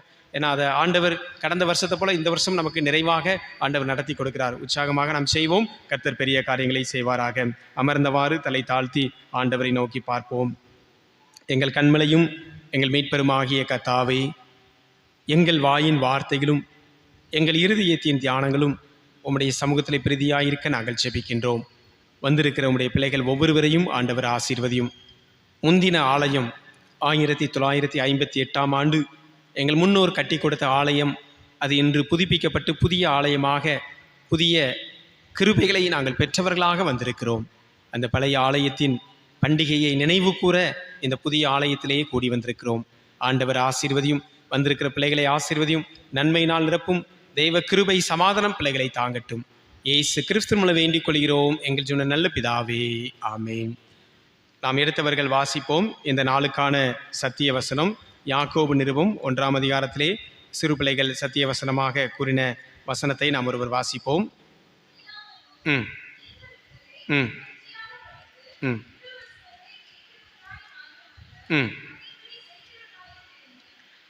திருவசனத்தை கேட்கிறவர்களாக மாத்திரமல்ல, அதன்படி செய்கிறவர்களாயும் இருங்கள். இன்றைக்கு நம்முடைய ஆராதனை முறைமைகளில் நமக்கு கொடுக்கப்பட்டிருக்கிற தலைப்பு என்னன்னு சொல்லி பார்க்கும்பொழுது, இறையியல் கல்வி விசுவாசம் உள்ளவர்களை ஊக்கப்படுத்துதல், இல்லைன்னா விசுவாசம் உள்ளவர்களை உருவாக்குதல். இறைக்கல்வி அது ஆலயத்திலே நமக்கு சுட்டி காட்டப்படுகிறது, சொல்லிக் கொடுக்கப்படுகிறது. மறை சத்தியம், இறைக்கல்வி மறை சத்தியம் என்று சொல்லி ஒரு வேத பண்டிதர் அந்த வேத வியாக்கியானத்தை சொல்லும் பொழுது அவர் அதிகமாக இதை பற்றி பேசி கொண்டிருந்தார். நான் இவ்வளவு பெரிய தீர்க்க தரிசன புஸ்தகத்தை நான் எழுதியிருக்கேன், அதுக்கு விளக்க உரை எழுதியிருக்கேன் என்று சொல்லி அந்த வார்த்தையை சொன்னாராம். உடனடியாக அதுக்கு அடுத்தபடியாக சார்லஸ் ஸ்பர்ஜன் என்று சொல்லப்படுகிற ஒரு வேத பண்டிதர் சொன்னாராம், நான் என்ற ஒரு வார்த்தையினுடைய அந்த சொல்லால் நிறைய பிரச்சனை இருக்குது, அந்த வார்த்தையை நீங்கள் யூஸ் பண்ண வேண்டாம் அப்படின்னு சொல்லி, நான் என்று சொல்லி. வேதாகமத்தில் நான் என்ற பதமும் இருக்குது, நானோ நானே அப்படின்னு சொல்லி பதமும் இருக்குது. நானே எங்கெல்லாம் வருது? நானே நல்ல மேய்ப்பன், நானே வாசல், நானே வழி சத்தியம் ஜீவன் அப்படின்னு சொல்லி 7 நானே வருது. நானே என்ற ஒரு வார்த்தை அது ஒரு வினை சொல். ஒரு வினையை செய்கிறது. நானே மெய்ப்பன், மெய்ப்பனாக இருந்து நான் செய்கிறேன். நானே, நானோ அப்படின்னு சொல்லி ஒரு வார்த்தை வருது. அது எங்கே வருது? இயேசுகிட்ட கேட்பாங்க தெரியுமா? அது இந்த பந்தியில் இருக்கிறவன் என்ன ஒருத்தன் காட்டி கொடுப்பான் அப்படின்னு சொல்கிறான். எல்லாத்துக்கும் கொஞ்சம் கஷ்டமாயிடுச்சு. நானோ நானோ அப்படின்னு சொல்லி. இந்த நானோ அப்படிங்கிற வார்த்தையை பற்றி பிரச்சனை இல்லை, நானே அப்படிங்கிற வார்த்தையை பற்றி பிரச்சனை இல்லை. எந்த வார்த்தை தான் பிரச்சனை? நான். நான் என்ற வார்த்தை அது என்ன சொல்லப்படுதுதான்? ஒரு ஆணவ சொல். ஆணவம், ஆணவத்தை சுட்டி காட்டும் நான் அப்படிங்கிறது. அந்த ஆணவம் என்ற சொல், அந்த நான் என்ற வார்த்தை வந்துச்சுன்னா அதுக்கு இன்னொரு வார்த்தை அவர் சொல்றாரு, அழிவுக்கான ஆவணம். ஆணவம், ஆவணம். உங்களுக்கு வார்த்தை புரியுதா? ஆணவம்னா என்ன? பெருமை, நான் என்ற பெருமை. அதுக்கு அந்த வார்த்தை வந்துட்டுனா அது அழிவுக்கு நேராக செல்லக்கூடிய ஆவணம். ஆவணம்னா என்னது? ஒரு டாக்குமெண்ட். அதை தான் அவர் சொல்றாரு, நான் என்ற சொல் அது ஆணவ சொல், அது அழிவுக்கான ஆவணம் அப்படின்னு சொல்லி சொல்றாரு. அதை தான் அந்த வேத பண்டிதர் சொன்னார், இந்த டாக்குமெண்ட்ரியை நான் தான் எழுதுனேன் அப்படின்னு சொல்லி சொல்லும்போது. அப்போ தான் அவரு சார்லஸ் பர்சன் சொன்னார், நீ அப்படி சொல்லாதப்பா, நானோ என் ஆண்டவரால் எல்லாம் கூடிடுச்சு, நானே என்று சொல்லி தேவன் சொன்னார். அந்த ஆண்டவரை நீ மையப்படுத்தும் பொழுது ஆண்டவருடைய ஆசீர்வாதம் உனக்குள்ள கிடைக்கும் என்று சொல்லி. பிரியமானவர்களே, இந்த ஆலயம் தேவன் நமக்கு கட்டி கொடுத்த ஒரு ஆலயம். இந்த ஆலயத்திலே அவர் பிரசன்னராக இருக்கிறார். அவர் வீடு, அவருடைய வீட்டின் நன்மையினால நம்மை நிரப்பும்படியாக நாம் இந்த இடத்துல அழைக்கப்பட்டிருக்கோம். அப்போ இந்த ஆலயம் நமக்கு இறை கல்வியை கற்றுக் கொடுக்கிற ஒரு இடம். 3 காரியங்கள் நான் சுருக்கமாக உங்களோடு கூட நான் பகிர்ந்து கொள்ள விரும்புகிறேன். முதலாவதாக, இந்த ஆலயம் இறை நம்பிக்கையை மேம்படுத்துகிற ஒரு இடமாக இருக்கிறது. இறை நம்பிக்கை, இறை நம்பிக்கையை எல்லா இடத்துலையும் நம்ம சொல்கிறோம். இன்றைக்கி நமக்கு இறை நம்பிக்கையை ஏற்படுத்தக்கூடிய காரியம் என்ன? விசுவாச பிரமாணம். இன்றைக்கி நம்ம சொல்லக்கூடிய விசுவாச பிரமாணம் என்னது? நிசையா விசுவாச பிரமாணம். இந்த நிசையா விசுவாச பிரமாணத்தில் 4 காரியங்கள் சொல்லப்பட்டிருக்குது. என்ன சொல்லப்பட்டிருக்குது?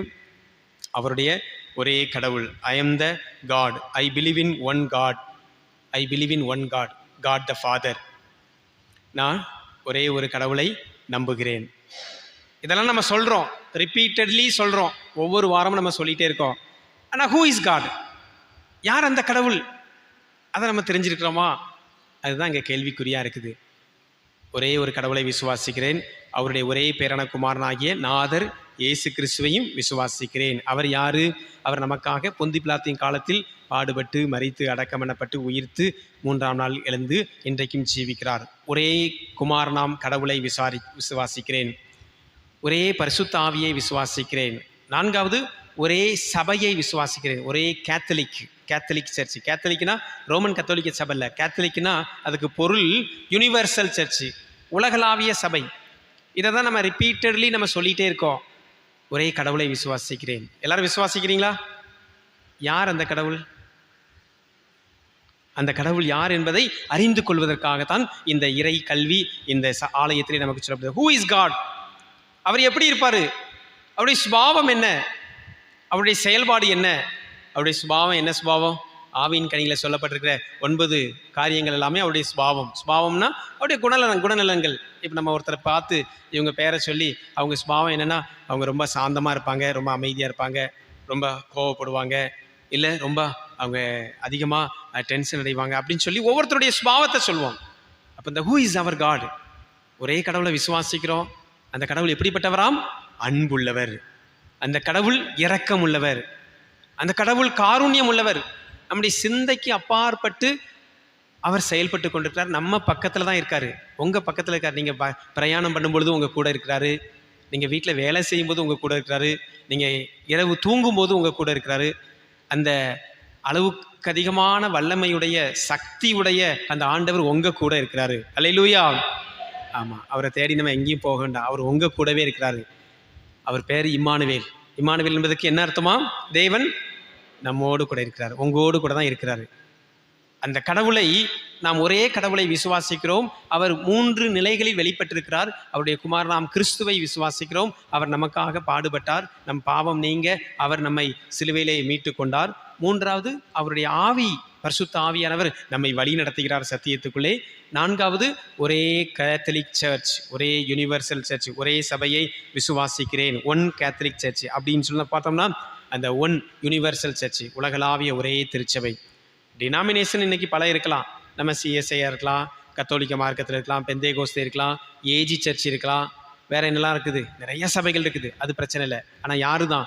ஒரே ஆண்டவர், ஒரே கர்த்தர், ஒரே கிறிஸ்து இயேசு, ஒரே பரிசுத்த ஆவி என்று சொல்லி அந்த உடைமையை, அந்த இறை நம்பிக்கையை வெளிப்படுத்தக்கூடிய ஒரு இடமாக ஆலயம் இருக்கிறது. வாசிப்போம். உபாகமத்தின் புஸ்தகம் 6ஆம் அதிகாரம் 7ஆம் வசனத்தை நாம் வாசிப்போம். உபாகமம் 6:7. ம் ம் ம் ம்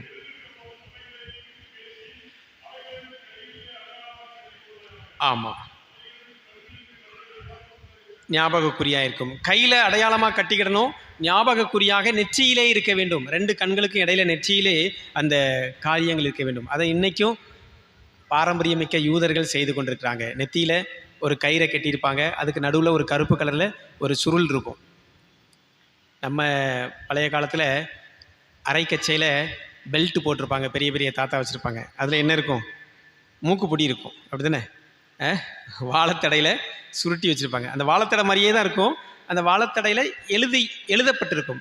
வாழைத்தடையில் அது அந்த பாம், அங்கே இருக்கிற அந்த பனை மரம், அங்கே இருக்கிற அந்த நமக்கு பேரிச்ச மரத்தினுடைய அந்த ஓலையின் பட்டையிலே எழுதி சுருட்டி வச்சுருப்பாங்க, நெத்தியில் வச்சுருப்பாங்க. அதில் தான் அந்த ஆண்டவருடைய வியாக்கியானம், தேவன் சொல்லிய நியாய தீர்ப்பு, அந்த நியாய பிரமாணங்கள் அந்த நெத்தியில் இருக்கும். அதை மறக்கக்கூடாது. கையில் மணிக்கட்டு போல் ஒரு அரைக்கச்சையில் கட்டியிருக்கணும். அப்படியும் கட்ட முடியலையா? அதுக்கப்புறம் வேறு எங்கே கட்டுவாங்க? எங்கள் அம்மா சின்ன வயசில் நான் பார்க்கும்போது சேலையில் முந்தியில் காசு வச்சுருப்பாங்க. காசுன்னா அவங்களுக்கு வெளியே பஸ்ஸில் போகணுன்னா டிக்கெட்டு. அப்போ மணி பர்ஸ்லாம் கிடையாது. மணி பர்ஸ் இப்போ தான் நமக்கு ஜவுளி கடைக்கு போனால், இல்லை துணி கடைக்கு, இல்லை தங்க கடைக்கு போனால் மணி பர்ஸ்லாம் கொடுக்காங்க. அப்போல்லாம் என்ன கிடையாது, மணி பர்ஸ் கிடையாது. என்ன செஞ்சுருப்பாங்க? சேலையில் ஒரு நாடாவில் ஒரு ஓரமாக கட்டி வச்சுருப்பாங்க. அதில் தான் இருக்கும். காசை எடுத்து டிக்கெட் வாங்குறதோ இல்லை பணம் செலவழிக்கிறதோ, அது 100 ரூபாயாக இருக்கலாம். அப்போ காசுக்கு ஒரு 500 ரூபா சில்லறை மாற்றியாச்சுன்னா ஒரு 2 பை நிறையா டவுனில் போய் ஜாமான் வாங்கிட்டு வந்துடலாம். இன்றைக்கி எத்தனை ரூபா கொண்டு போனாலும் சின்ன ஹேண்ட்பேக்கில் தான் கொண்டு வர வேண்டியிருக்கு. என்னைக்கு டவுனுக்கு போகிறாங்களோ அன்னைக்கு வீட்டில் பொறி கடலை, உப்பு கடலை, வேறு என்னெல்லாம் ஏணி மிட்டாய் இதெல்லாம் வாங்கிட்டு வந்து 6 பங்கு 7 பங்கு பிரித்து வச்சுருவாங்க. சண்டை வந்துடக்கூடாது, ஆளாளுக்கு குத்து அழட்டி வரக்கூடாதுன்னு சொல்லி தனித்தனியாக பிரித்து வைப்பாங்க. அப்போ அதெல்லாம் நினைவு கூறப்பட்டது. அந்த நினைவு கூறப்பட்ட பொழுது அந்த கடவுளின் ப்ரொவிஷன், காட்ஸ் கிஃப்ட், கடவுள் கொடுக்கிற அருளை அந்த குடும்பம் பகிர்ந்து கொண்டது. அந்த பகிர்வைத்தான் இன்றைக்கு ஆண்டவராகிய கர்த்தர் நம்முடைய ஆலயத்திலே அவர் சுட்டி காட்டுகிறார். இறை நம்பிக்கையை பகிர்ந்து கொடுக்கக்கூடிய, இறை நம்பிக்கையை மேம்படுத்தக்கூடிய ஒரு இடமாக இந்த ஆலயம், இந்த தேவனுடைய வீடு நமக்கு கொடுக்கப்பட்டிருக்கிறது. தோரா எல்லாருக்கும் தெரியும். பழைய ஏற்பாட்டில் இருக்கிற முதல் 5 புஸ்தகம் பேரும் தோரா, சட்ட புஸ்தகம்னு சொல்லிட்டு. அந்த சட்ட புஸ்தகத்தினுடைய தொகுப்பை தான் மோசே சின்ன சின்ன துகள்களில் எழுதி வைத்து, தோல் சுருள் நாணல்களில் எழுதி வைத்து, நெற்றியிலும் கைகளின் மணிக்கட்டிலும் கட்டி வைத்திருப்பார்கள். சில நேரங்களில் அவங்க ஆடையினுடைய அந்த அரைக்கச்சையிலும், ஆடையினுடைய நாடா, அது ஆடையில் கடைசியாக தொங்கக்கூடிய ஒரு இடத்துலையும் கட்டி வச்சுருப்பாங்க. இயேசு கிறிஸ்துவை ஒரு அம்மா போய் தொட்டாங்க, எல்லாருக்கும் தெரியும். பெரும்பாடுள்ள ஒரு ஸ்திரீ தொட்ட உடனே அவருடைய சரீரத்தில் ஒரு அற்புதம் வந்துடுச்சு. உதரத்தின் ஊரல் நின்று போயிடுச்சு அப்படின்னு சொல்லிட்டு. அவங்க தொட்ட இடம் எந்த இடம் தெரியுமா? அந்த நியாயப்பிரமாணத்தினுடைய நூல், அந்த சட்டம் தொங்கி கொண்டிருந்த இடம், அந்த ஆடையினுடைய ஒரு கடைசி தொங்கல். அந்த தொங்கலிலே ஒரு கர்ச்சி போச்சு, ஒரு முக்கோணமாக நம்ம கட்டி ஒரு ஓரமாக தொங்க விடுறது மாதிரி அந்த ஆடையில், அந்த சரீரத்திலே ஆண்டவருடைய அந்த கவுன், அவர் போட்டிருந்த அந்த கவுனில் இருந்த அந்த அரைக்கச்சையில் அதில் தொங்கிட்டு இருந்த இடத்துல தான் அந்த அம்மா தொட்டாங்க. அரைக்கச்சையின் ஓரத்தையாகில நான் தொட வேண்டும் என்று சொல்லி அவங்க தொட்டு சுகமடைந்தார்கள். அப்போ அந்த இடத்துல என்ன இருக்குது? ஒரு வல்லமை இருக்குது. அந்த வார்த்தை உச்சரிக்கப்படும் பொழுது வல்லமை வெளிப்படுகிறது, தேவ வல்லமை வெளிப்படுகிறது, தேவனுடைய பலன் கிடைக்கிறது, அவருடைய ஞானம் கிடைக்கிறது, அவருடைய சக்தி கிடைக்கிறது. அதை வளர்க்கக்கூடிய இடம்தான் இந்த ஆலயம். நம்முடைய முன்னோர்களை வளர்த்தெடுத்த ஒரு இடம். எங்கே போனாலும் இந்த பக்தி மார்க்கத்தில் அவங்க போன இடத்துல ஒரு கோயிலை கண்டுபிடிச்சாங்க. அது ஈரோடாக இருக்கட்டும், திண்டுக்கல்லாக இருக்கட்டும், ஏதாவது ஒரு 5 கிலோமீட்டரில் 10 கிலோமீட்டரில் அங்கே தடுக்கி விழுந்த இடத்துலலாம் ஆலயம் இருக்காது. அப்படி தானே? நம்ம மாவட்டத்தில் தான் எல்லா கிராமத்துலேயும் ஆலயம் இருக்குது. வடக்கு போக போக ஆலயம் கிடையாது. சில இடங்களில் 10 கிலோமீட்டர் தூரம் போய் ஆராதிச்சுட்டு வந்துட்டு இருக்காங்க. வேன் பிடிச்சி ஆட்டோ பிடிச்சி போயிட்டு வந்துட்டு இருக்காங்க. அப்படி அந்த போன இடத்துல அந்த இறை பக்தியை வளர்த்து கொண்டார்கள், இறை நம்பிக்கையை வளர்த்து கொண்டார்கள். அதுதான் ஆண்டவருடைய ஆலயம். அந்த ஆலயம் இன்றைக்கு நமக்கு குருந்தான்விளை திரித்துவ ஆலயமாக இருக்கிறது. என்ன சொல்லப்பட்டிருக்குது? 4 காரியங்கள் அவங்க என்னெல்லாம் செஞ்சாங்களா? முதல்ல அவங்க சிந்திக்கக்கூடிய வீட்டில் உட்கார்ந்துருக்கும்போது, வீட்டில் உட்கார்ந்துருக்கும்போது குடும்பமாக நம்ம எல்லாரும் எப்போ உட்காந்துருக்கோம்? காலையில் டைம் இருக்கா, சாயங்காலம் இருக்குதா? அம்மா மாதிரி சொல்லுங்கள், ஐயா மாதிரி சொல்லுங்கள். காலையில் எல்லோரும் உட்காந்துருக்கீங்களா? எல்லோரும் அவங்கவுங்க அவசர அவசரமாக அப்பா ஒரு இடத்துக்கு போனோம். இப்போ சென்னையிலேருந்து அண்ணன் வந்திருக்காங்க. அவங்க ஓஎன்ஜிசி கேஸ் கம்பெனியில் வேலை பார்க்குறாங்க. கேஸ் சப்ளை பண்ணணும், ஒவ்வொரு இடத்துக்காக டிஸ்ட்ரிபியூட் பண்ணணும். அண்ணன்மார்கள் வெளியே வந்திருக்கிறாங்க. மாவட்டம் முழுவதும் டிஸ்ட்ரிபியூட். அது திடீர்னு ஃபோன் பண்ணோம்னா, சப்ளை பண்ணிகிட்ருக்கேன், ஒரு கடையில் இருக்கேன், எங்கே விராலிமலை இல்லை அந்த அந்த பக்கத்தில் உள்ள கிராமங்களை ஃபுல்லாக சொல்லுவாங்க, நமக்கு ஞாபகம் வராது. அப்படி ஒவ்வொருத்தருக்கும் ஒரு வேலை இருக்கும். அப்போ எப்போ குடும்பமாக உட்காந்துருப்போம்? காலையிலையா சாயங்காலமா? காமராஜண்ணே எப்போ குடும்பமாக உட்காந்துருப்பீங்க? அக்கா பிள்ளைங்கள்லாம் அப்படி உட்கார்ந்துருக்கும்போது நீங்கள் தேவன் தந்த நியாயப்பிரமாணத்தை வாசித்து, குடும்பமாக வாசித்து நீங்கள் அதை மனசில் நிலைநிறுத்தணும். வீட்டில் உட்கார்ந்துருக்கும்போது அது காலையாக இருக்கலாம், மாலையாக இருக்கலாம். இரவு முடிஞ்ச உடனே எல்லாரும் வீட்டில் வந்து நம்ம படுக்க வந்துடுவோம். குடும்ப ஜெபம் பண்ணும்போது உட்காந்துருக்கணும். இன்றைக்கி எப்படி இருந்துச்சு, பொழுது எப்படி போச்சு, எவ்வளவு கஷ்டங்களை சந்தித்தோம், எவ்வளவு நெருக்கங்கள், எவ்வளவு வெயில், அதன் மத்தியிலும் கடவுள் நம்மளை சுகமாக பாதுகாத்துட்டாரு, வியாதி இல்லாமல் என்னை வீட்டுக்கு கூப்பிட்டு வந்துட்டாரு, எந்த பிரச்சனை இல்லாமல் நான் சுகமாக இருக்கிறேன் அப்படின்னு சொல்லி வீட்டில் உட்கார்ந்துருக்கும்போது அந்த கடவுளின் மகிமையை, அடிமைத்தன எகிப்தின் வாழ்வை நினைவு கூர்ந்து நன்றி செலுத்தணும். உலகத்தில் நான் போன இடத்துலலாம் என்னை ஆண்டவர் பாதுகாத்துட்டாரு, பாவத்தில் விழலை, பாவம் இருந்துச்சு, பாவத்தை மேற்கொண்டு வந்தேன், பாவத்தில் சிக்கவில்லை, ஆண்டவர் என்னை சிக்கிவிடவில்லை, என்னை உயிர்த்தார், என்னை விளக்கினார், என்னை காத்தார் என்று சொல்லி வீட்டில் உட்கார்ந்து இருக்கும்போது வெளியில் ஆண்டவர் காத்த விதத்தை எண்ணி நன்றி செலுத்த. 2வது, வழியில் நடக்கும்போது எங்கே போகிறோன்னு சொல்லி நம்ம தெரியும். பஜாருக்கு போகணும், கடைக்கு போகணும், மளிகை கடைக்கு போகணுமா, காய்கறி கடைக்கு போகணுமா, இல்லை மற்ற மீன் கடைக்கு போகணுமா, கறி வாங்குறதுக்கு போகணுமான்னு சொல்லி எங்கே போகிறோன்னு தெரியும். ஸோ வெளியில் நடக்கும்போது இதை குறித்து தியானித்து கொண்டே வர வேண்டும். தேவன் செய்த நன்மைகள், அவர் செய்த அற்புதங்கள், அதை சொல்லப்பட்டிருக்குது. கற்பனைகளையும் அவர் கடவுள் மீட்டெடுத்த மீட்பின் செயலையும் நினைவில் கொள்வதற்கு நடந்து செல்லும் பொழுது. 3வது, படுத்து கொள்ளும்போது, அதை தான் உபாகமம் 6:7 சொல்லுது. படுத்து கொள்ளும்போது பகலெல்லாம் முடித்து கஷ்டப்பட்டு வேலை செய்து உழைத்து இரவு இளைப்பாற செல்வதற்கு முன்பு, படுத்து கொள்ளும் முன்பு ஆண்டவருடைய சமூகத்திலே கூடி வந்து ஜெபிக்க வேண்டும். ஆண்டவரே, இந்த பகல் முழுவதும் எங்களை சுகமாக காத்தீர், உமக்கு நன்றி. எத்தனையோ பேர் விபத்தில் சிக்கிட்டாங்க, நல்லா தான் போகிறாங்க, எதிர்த்தால வரவன் எப்படி வருவான்னு நமக்கு தெரியாது. நம்ம கரெக்டாக தான் போயிட்டுருக்கோம். பிசாசு ஏதாவது ஒரு வகையில் வஞ்சனையை வரித்து நமக்கு வலையை விரித்து வைத்திருப்பான். அந்த இடத்துல எனக்கு சுகமாக பிரயாண கிருபைகளை தந்தீர் அப்படின்னு சொல்லிட்டு எப்போ படுக்கும்போது, இரவில் படுக்கும்போதும் அதிகாலையில் எழுந்திருக்கும் போதும் இந்த 4 காரியத்தையும் குறித்து சிந்திக்க வேண்டும். அந்த சிந்திப்பை தூண்டுகின்ற ஒரு இடம்தான் ஆலயம். இறை பக்தியை தூண்டுகின்ற இடம். இந்த ஆலயத்துக்கு வாரத்தில் ஒரு நாள் வரலாம், இல்லை டெய்லி காலையில் மாலையில் வரலாம். ஆனால் நம்ம வீட்டில் இதே நிகழ்வு, இதே பிரசன்னம் அங்கே இருக்கணும். வாரத்தில் ஒரு நாள் தான் வந்து பைபிள் வாசிப்பேன், கோயிலுக்கு வந்தால் தான் ஜெபம் பண்ணுவேன் அப்படின்னு இல்லை. இந்த இறை பக்தி, இறை இல்லத்திலே இருக்கிற இதே பக்தி நம்ம வீட்டில் வந்து இந்த காரியத்தை செய்யும்போது அது இறை நம்பிக்கையை, இறை பக்தியை ஒரு வளர்க்கின்ற ஒரு இடமாக இருக்கிறது. 2வதாக நாம் பார்க்கின்ற பொழுது அங்கே சங்கீதங்களின் புஸ்தகம் 122 சங்கீதம் 1 வசனத்தை நாம் வாசிப்போம். சங்கீதம் 122:1.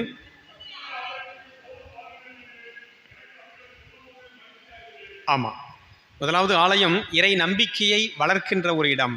2வதாக ஆலயத்துக்கு நாம் வருகின்ற பொழுது நம்மை மகிழ்விக்கின்ற ஆண்டவர் இருக்கின்ற ஒரு ஸ்தலம், மகிழ்ச்சி அடைகின்ற ஒரு ஸ்தலம். கர்த்தருடைய ஆலயத்துக்கு போவோம் வாருங்கள்னு சொன்னோன்னே என்ன இருந்துச்சா?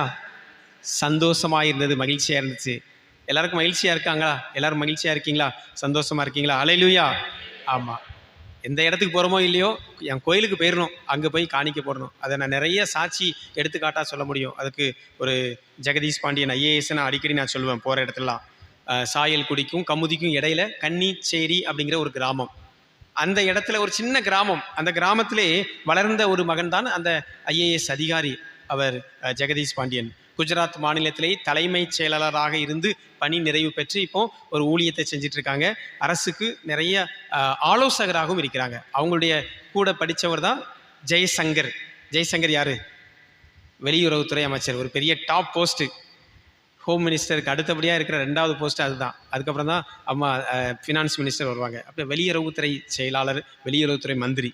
வெளிநாட்டுக்கு எங்கே போகணுன்னா அவர் தான் கையெழுத்து போடணும். உங்களுடைய சர்டிஃபிகேட்டில், உங்களுடைய விசா சர்டிஃபிகேட்லையோ இல்லைனா உங்களுடைய அகடமிக் சர்டிஃபிகேட்லையோ பின்னாடி சீல் இருக்கும், எம்பசி சீல் இருக்கும், நம்முடைய இந்திய தூதரகத்தினுடைய சீல் இருக்கும். அந்த சீலை அடிக்கிறதுக்கு அதிகாரம் படைத்தவர் அவர் தான், அந்த மினிஸ்டர் தான். அந்த மினிஸ்டருக்கு கீழே செக்ரட்டரி. இவரும் கிளாஸ்மேட்டு.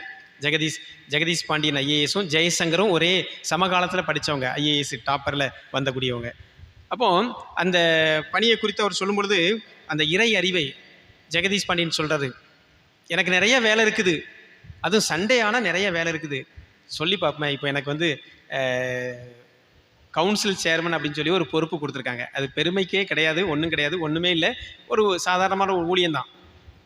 19 பாஸ்டேட்லேருந்தும் டெய்லி ஃபோன் வந்துட்டு இருக்கும், ஐயா இது இப்படி செஞ்சுருக்காங்க, மனு அப்படி இல்லை, இது அப்படி இருக்காங்க, இவங்களுக்கு அந்த முறையற்ற திருமணம், இது அவங்க ஊர்லேயே கிடையாது, இவங்க ஓட்டெல்லாம் எடுக்கணும் அப்படின்னு சொல்லி டெய்லி 11 மணி வரைக்கும் ஃபோன் மாற்றி வந்துகிட்டே இருக்கும். ஒரு சின்ன ஒரு பணி செய்வதற்கு இவ்வளவு தூரம் அந்த பொறுப்புகள் வருமேயானால், ஒரு ஒட்டுமொத்த மாநிலத்தினுடைய பொறுப்புகள்.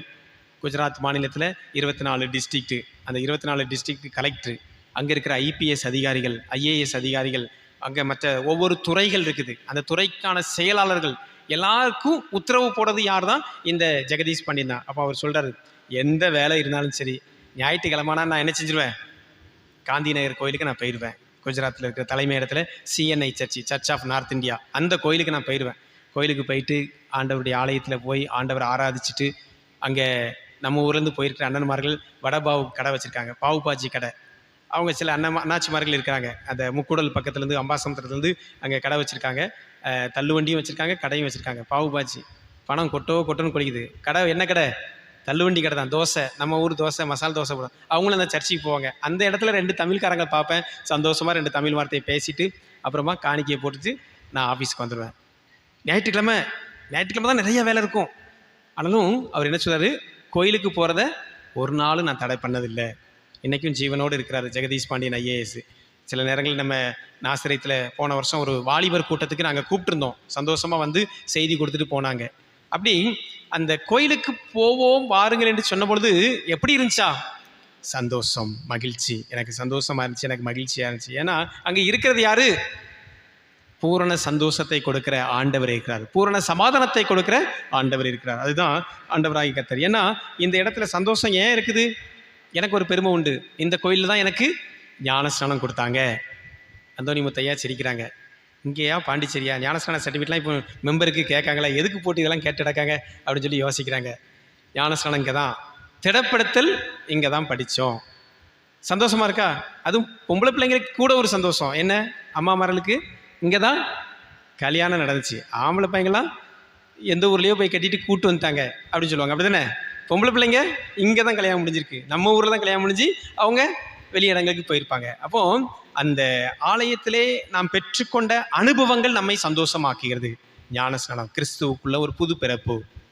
என் பெற்றோருக்கு பிறந்திருக்கிறேன், நான் இப்போ என் கடவுளுக்குள்ளே பிறந்திருக்கேன் அப்படிங்கிறதான் ஞானஸ்நானம் அதன் அடையாளமாக சொல்லுது. கடவுளுக்குள்ளே ஒரு மறுபிறப்பு, அந்த அனுபவம் நம்மை மகிழ்ச்சியாக்குகிறது. இங்கே தான் திடப்படுத்தல் படித்தேன், அந்த அனுபவம் நம்மை புதிதாக்குகிறது. இங்கே தான் எனக்கு கல்யாணம் நடந்துச்சு என்று சொல்லி அந்த சந்தோஷத்தை வெளிப்படுத்துகிற ஒரு அனுபவம். அப்போ இந்த சந்தோஷத்தை ஆண்டவர் அதை பெருமையாக சொல்கிறார். பிள்ளையானவன் அந்த இடத்துல வரும்போது அவன் எப்படி நடக்க வேண்டுங்கிற வழிமுறையை இந்த ஆலயத்தில் சுட்டி காட்டப்படுது. நீ ஞானஸ்நானம் பெற்றிருக்க, உன் தலையில் அபிஷேகம் இருக்குது, நீ திடப்படுத்தல் படிச்சிருக்கிற, ஆவியானவர் அபிஷேகம் இருக்குது, அந்த அபிஷேகத்தை நீ வெளியே போகும்போது காத்துக்கொள்.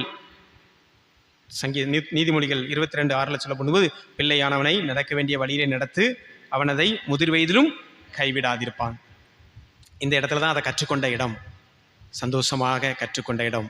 இங்கே தான் ஐக்கியங்கள் கூடின இடம்.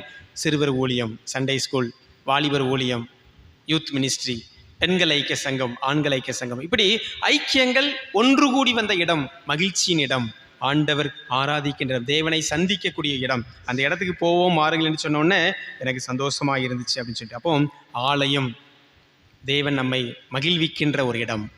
தேவன் நம்மை ஆத்துமத்திலும் ஆவியிலும் சரீரத்திலும் சரீர சுகத்தை கொடுத்து சந்தோஷப்படுத்துகிற ஒரு இடம். சுகம் இருக்கா, சுகவீனமாக இருக்கா, ஆலயத்தில் வந்து ஜெபம் பண்ணும்போது சுகம் கொடுக்குறாரு. அவர் என் வேண்டுதலை கேட்கிறார், என் குறைவை நிறைவாக்குகிறார், என் குடும்பத்தில் இருக்கிற கஷ்டத்தை மாற்றுகிறார், என் குடும்பத்தில் இருக்கிற தரித்திரத்தை மாற்றுகிறார், என் குடும்பத்தில் இருக்கிற பிணியை மாற்றுகிறார். ஆலயம் என்னை மகிழ்விக்கின்ற இடம். இந்த ஆலயத்தை நேசிப்போம். மூன்றாவதாக கடைசியாக நாம் பார்க்கின்ற பொழுது வாசிப்போம் சங்கீதங்களின் புஸ்தகம் 119 சங்கீதம் 101 வசனம் 110.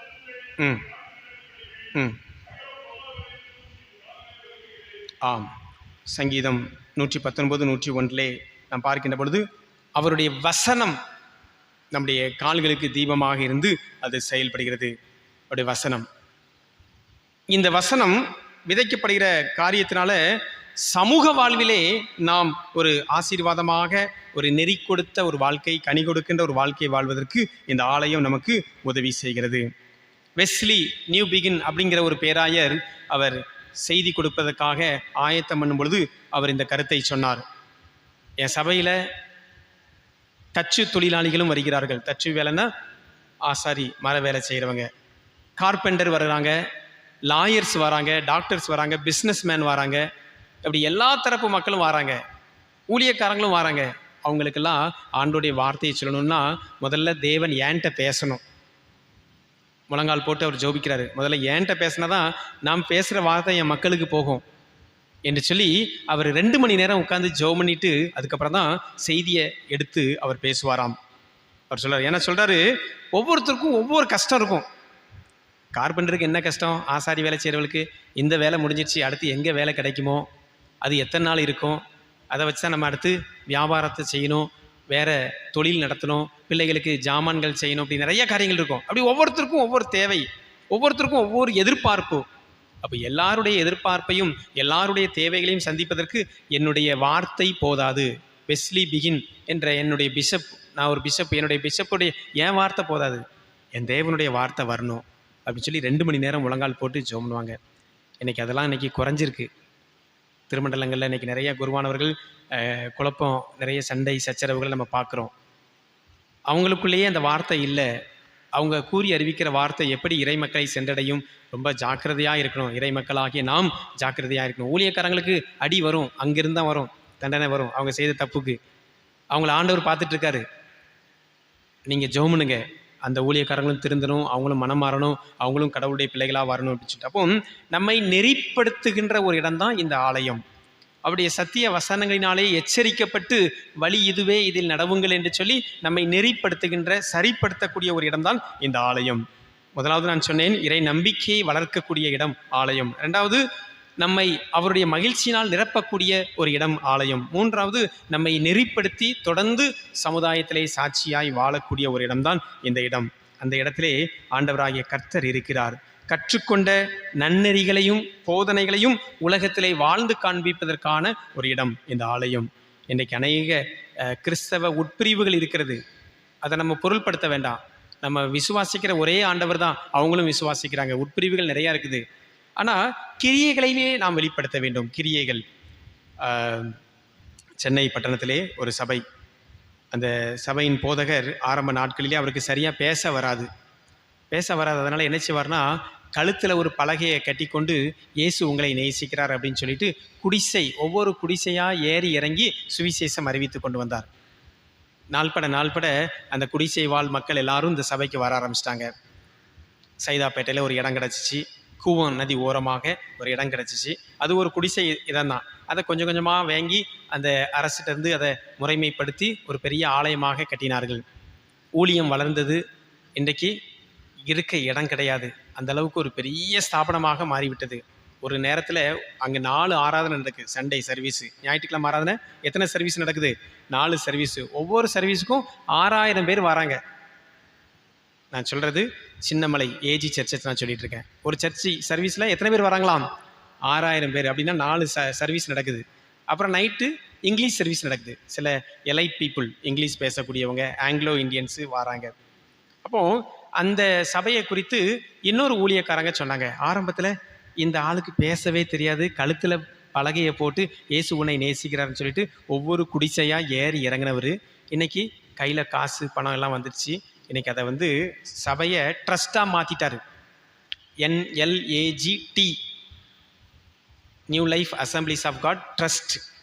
சர்ச்சாக இருந்தால் தான் அது சபையில் கணக்கு வழக்கு கொடுக்கணும். இது ட்ரஸ்ட்டு, குடும்ப சொத்தாக மாறிடுச்சு. அந்த பாஸ்டருக்கு, பெரிய பாஸ்டருக்கு 2 காரு, ஒரு காரோட விலை 1.25 கோடி, அப்படி 2 காரு. அவர் மகன் அவங்களுக்கு அதே மாதிரி 2 காரு. அவங்க வீட்டில் செல்ல பிராணிகள்லாம் இருக்குது, அதை கவனிக்கிறதுக்கு தனியாக அது ஒரு வேலைக்காரங்க அதெல்லாம் வச்சுருக்காங்க. யாருக்கு? ஊழியக்காரன். ஊழியக்காரன் இப்படி இருக்க முடியுமா? எப்படி இருக்கக்கூடாது, எப்படி இருக்கணுமோ அவரை. ஆனால் அவர் கும்பிடுற சாமியார் இயேசு கிறிஸ்து, ஒரு ட்ரெஸ்ஸு கூட கிடையாது. ஆண்டவர் ஒட்டு துணி இல்லாமல் என்ன செஞ்சார்? சிலுவையில் அரைக்கச்சையோடு சிலுவையில் தொங்கினார். அவரை பிரதிபலிக்கிற ஒரு மனிதன் இன்னைக்கு இப்படி இருக்கிறான். கேட்டால் ஆண்டவர் ஆசீர்வதிக்கிறது. அது தவறான ஒரு போதனை. வேதம் அப்படி சொல்லவே இல்லை. வேதம் அப்படி நமக்கு சுட்டி காட்டப்படவும் இல்லை. வஞ்சக போதனையினாலே இன்னைக்கு நிறைய வலையில் விழுந்த ஊழியக்காரங்க நிறைய பேர் இருக்காங்க. அது ஒரு சின்ன எடுத்துக்காட்டு. ட்ரஸ்ட்டாக மாற்றிட்டாங்களாம். AGNLAGT. ஏஜியாக இருந்தால், சபையாக இருந்தால் அது எல்லாருக்கும் கணக்கு கொடுக்கணும்னு சொல்லணும். ட்ரஸ்ட்டாக மாறியாச்சுன்னா அது ஒரு தனி சொத்து. அதில் ஒரு 7 பேர் தான் இருப்பாங்க, குடும்பத்து மக்கள் தான் இருப்பாங்க. அவங்கள்ட்ட நம்ம கணக்கு சொன்னால் போதும்.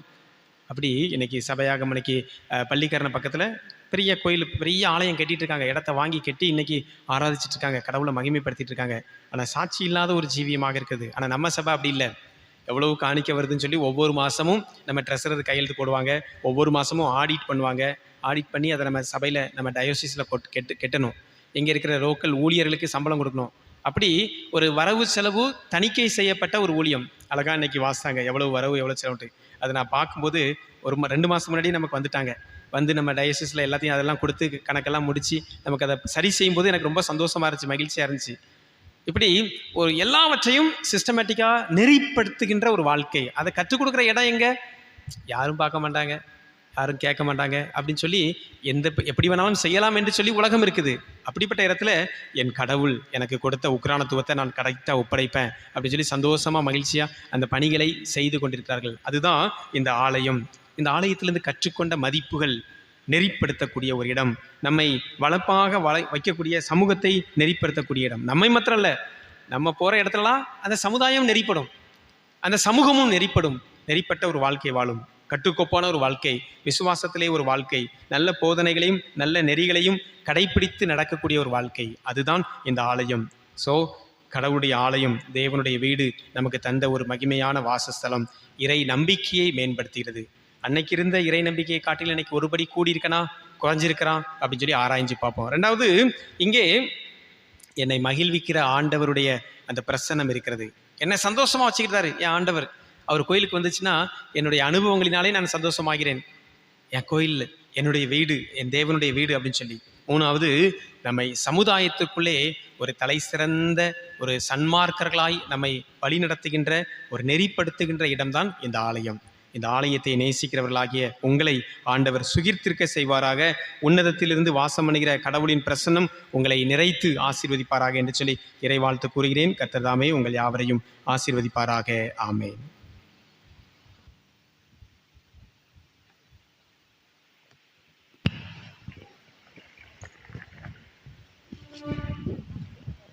மீண்டும் நம் யாவரும் எழுந்து நின்று காணிக்கை பாடலாய் ஆராதனைக்குதுங்கள் 274, 200 ஆண்டுக்குதுங்கள் 213 பாடுவோம். தந்தானை துதிப்போமே திருச்சபையாரே என்ற பாடல் பைக்காணிக்கை செலுத்தியதும் நீங்கள் முன்னால் வந்து தோத்திர காணிக்கை படைக்க உங்கள் யாவரையும் அன்போடு ஞாபகப்படுத்துகின்றேன். ஆராதனைக்குதுங்கள் 274, 200 ஆண்டுக்குதுங்கள் 213 பாடுவோம்.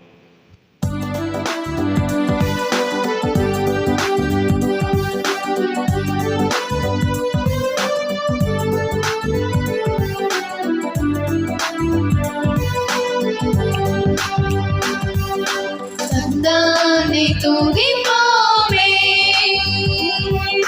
சபையாரே, கவி பாடி பாடி தந்தானே துதிப்போமே. விந்தையாய் நமக்கணந்த ரணமோன வெள்ளம் காரியதோ நன்மை மிக மிக. விந்தையாய் நமக்கணந்த ஆனந்த வெள்ளம்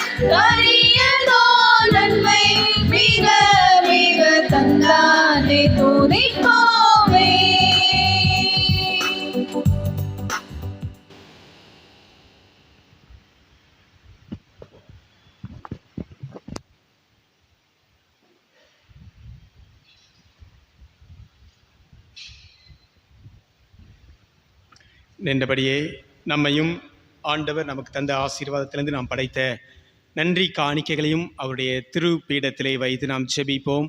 அன்பு நிறைந்த நல்ல தகப்பனே, அருள் நிறைந்த ஆசீர்வாதமான எங்களுடைய முந்தைய ஆலயத்தின் பிரதிஷ்டை பண்டிகை நாளை நினைவு கூறுவதற்கு எங்களுக்கு தந்த மற்றொரு தருணத்திற்காக, வாய்ப்புக்காக, ஸ்லாக்கியத்திற்காக நன்றி செலுத்துகிறோம். சந்தோஷமாய் கூடி வந்து உம்மை ஆராதிக்க நீர் அழைத்து வந்த உம்முடைய பிள்ளைகள் ஒவ்வொருவரும் மகிழ்ச்சியோடு உம்முடைய சமூகத்திலே வந்து நன்றி காணிக்கைகளை படைத்தார்கள், ஸ்தோத்திர காணிக்கைகளை படைத்தார்களப்பா, பொருத்தனை காணிக்கைகளை படைத்திருக்கிறார்கள். இந்த காணிக்கைகளையும் உடைய பலிபீடத்திலே வைத்து ஜெபிக்கிறோம். இதை ஆண்டவர் அங்கீகரித்து ஆசீர்வதித்து இதை நீர் பயன்படுத்தும்படியாய் நாங்கள் உம்முடைய கரத்திலே அர்ப்பணிக்கிறோம். அப்பா, படைத்த உம்முடைய பிள்ளைகளை ஆசீர்வதியும், பரலோகத்தின் நன்மையினால் நிரப்பும், நல்ல சரீர சுகபலன் ஆரோக்கியத்தை தாரும், தீர்க்காயிலோடு வாழ்ந்து சுபித்திருக்க நாங்கள் வாழ்த்துகிறோம். நல்ல சரீர சுகபலன் ஆரோக்கியத்தை தந்து அவருடைய தொழில் துறைகளிலும் உற்சாகமாக கையிட்டு செய்கிற பிரயாசங்களிலும் விருத்தியையும் வளர்ச்சியும் நீர் கட்டளையிடுவீராக.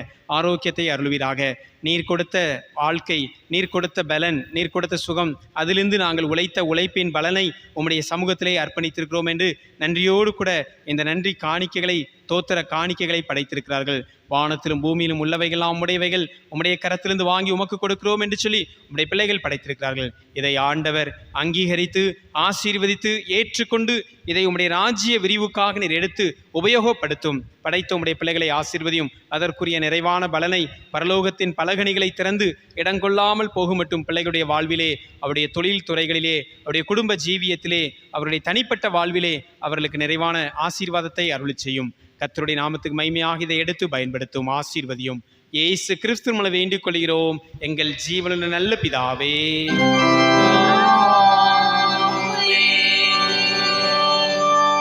ஜெபம் பண்ண கடவோம். பிரதான குருநாதா பிரசன்னம் அருள்வீரே, பிரிய சீடர் நடுவிலே பிரசன்னமானவரே, பிதாவோடும் ஆவியோடும் இணைந்தோரே தேவனாய் இசையாதே அரசாலும் பெருந்தகையே ஆத்மதை வீட்டையிலே வெளிப்படுத்தும்.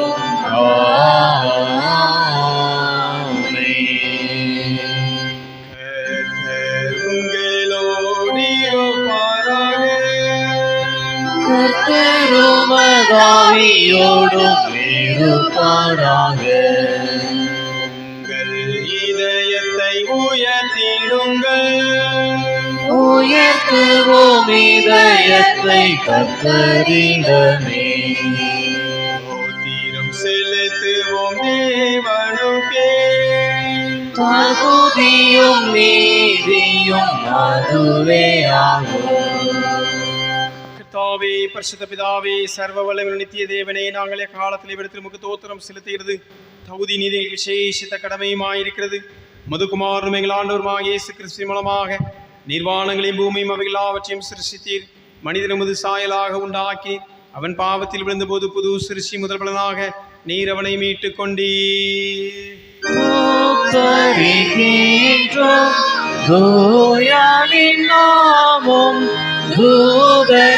தூதகுலத்தோடும் துதித்து புகழ்ந்து துதி மிகும் பேரிடமேன்மைப்படுத்தி தூய சிலைகளின் கர்த்தரான் தூயவர் தூயவர் தூயவர் நானே துதி மிகும் பேரிடமேன்மைப்படுத்தி சோதரிக்கின்றோம். மகிமையினால் நிறைந்தவரின் மண் நித்திய மகிமை நிமலனே உமக்கே ஸ்தோத்திரம் செய்து மகிமைப்படுத்தி தூய சேனைகளின் கர்த்தராம் தேவரீ தூயவர் தூயவர் தூயவர் நவே ஸ்தோத்திரம் செய்து மகிமைப்படுத்தி ஸ்தோத்திரிக்கின்றோம். கர்த்தரின் நாமத்தில் வந்தவராம் கருணையாய் இங்கு வருபவராம் உத்தமர் சோத்திரம் ஏற்பவராம் உன்னதத்தில் என்றும் ஓசனா. ஆம் பிதாவே, நீர் பரிசுத்தர், நீர் ஸ்தோத்தரிக்கப்பட்டவர். தேவரீர் மனிதர் உருக்கமாய் அன்பு கூர்ந்து முதொரே பிறனகுமாரனாக இயேசு கிறிஸ்து எங்கள் தன்மையை தரித்துக் கொள்ளவும் சிலுவிலை மரித்து எங்களை மீட்டுக் கொள்ளும் அவரை தந்தலினேன். அவர் சிலுவிலை ஒரே தரம் தம்மைதாமே ஏகவழியாக ஒப்புக் கொடுத்து சர்வலோகத்தின் பாவங்கள் நிவர்த்தி செய்வதற்கு நிறைவும் பூரணமும் போந்ததுமான பலி காணிக்கை பரிகாரம் செலுத்தினதும் அல்லாமல் தமது அருமையான மரணத்தை என்றென்னைக்கு நினைப்பூட்டும் ஞாபகத்தை நியமித்து தாம் திரும்ப வருமளவும் நாங்கள் அதை அனுசரித்து வரும்படி தமது பரிசுத்த சுவிசேஷத்தில் கட்டளையிட்டருளினாரே. அவர் தாம் காட்டி கொடுக்கப்பட்ட அன்று ராத்திரியிலே அப்பத்தை எடுத்து ஸ்தோத்திரம் பண்ணி அதை பிட்டு சீஷர்களுக்கு கொடுத்து, நீங்கள் வாங்கி புசியுங்கள், இது உங்களுக்காக பிற்கப்படுகிற என்னுடைய சரீரமாயிருக்கிறது. என்னை நினைவு கூறும்படி இதை செய்யுங்கள் என்றார். அப்படியே ராப்போஜனம் பண்ணின பின்பு அவர் பாத்திரத்தையும் எடுத்து ஸ்தோத்திரம் பண்ணி தம்முடைய சீஷர்களுக்கு கொடுத்து, நீங்கள் எல்லாரும் இதிலே வாங்கி பானம் பண்ணுங்கள். இது பாவ மன்னிப்புண்டாகும்படி உங்களுக்காகவும் அநேகருக்காகவும் சிந்தப்படுகிற புது உடன்படிக்கைக்குரிய இரத்தமாயிருக்கிறது. இதிலே பானம் பண்ணும் பொழுதெல்லாம் என்னை நினைவு கூறும்படி இதை செய்யுங்கள் என்று திருவுளம் பற்றினார். கர்த்தாவும் மரணத்தை நினைவு கூர்ந்து களிப்புடன் உயிர்த்ததை அறிக்கை செய்து காத்திருப்போம் வருகைக்காக காசினியுள் உம்மை சோஸ்தரிப்போம். இரக்கமுள்ள பிதாவே, நாங்கள் பிற்கிற அப்பம் கிறிஸ்துவினுடைய சரீரத்தின் ஐக்கியமாயும் நாங்கள் ஆசீர்வதிக்கிற பாத்திரம் கிறிஸ்துவின் இரத்தத்தின் ஐக்கியமாயும் இருக்கும்படி எங்களையும் நீரை தந்த அப்பத்தையும் திராட்சரசத்தையும் உடைய பரிசுத்தாவினாலே பரிசுத்தப்படுத்த வேண்டும் என்று தாழ்மையாய் பிரார்த்திக்கிறோம். நாங்கள் எல்லாரும் கிறிஸ்துவில் கூட்டி இணைக்கப்பட்டவர்களாய் விசுவாசத்தில் ஒருமைப்படவும் தலையாகி அவருக்கு எல்லாவற்றிலும் வளரும் கிருபை செய்யும். அவரோடும் பரிசுத்தாவியோடும் ஐக்கியமாயிருக்கிற சர்வ வல்லமையுள்ள பிதாவாகிய உமக்கு அவர் மூலமாய் சகல கணம் மகிமையும் என்னென்றைக்கும் உண்டாவதாக.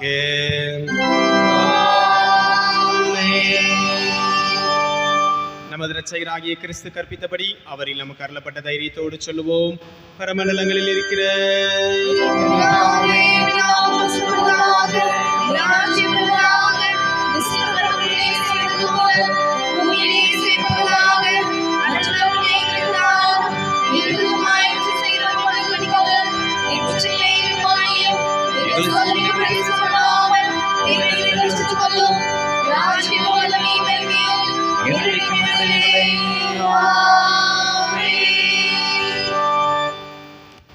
நம்முடைய அபாத்திரத்தன்மையை நாம் உணர்ந்து பார்த்து தகுதிப்படுத்தின ஆண்டவரின் இரக்கங்களை நினைத்து அவருக்கு நன்றி செலுத்தி தாழ்மையின் பிரவேச ஜெபத்தை சொல்லி கர்த்தருடைய பந்தியிலே நாம் இணைந்து கொள்வோம். இரக்கமுள்ள கர்த்தாவே, எங்கள் சுயநீதியை நம்பி பந்தியில் சேர துணியாமல் நம்பி செல்கிறோம். நாங்கள் பாத்திரர் அல்ல, ஆனால் எப்பொழுது ஆண்டவராய் இருக்கிறீர். ஆகையால் அருமையான குமாரனாகிய இயேசு கிறிஸ்துவின் விலைமதியா சரிதானும் இரத்தத்தாலும் எங்கள் பாவங்களை சரிதம் மாத்திரம் சுத்தமாகி எப்பொழுது நாங்கள் அவருக்கும் அவரில் விசுவாசமாய் தேற்றுமாய் அவர் சரீரத்தை புசித்து அவர் இரத்தத்தை பானம் பண்ண எங்கள் கிருபை செய்கிறோம்.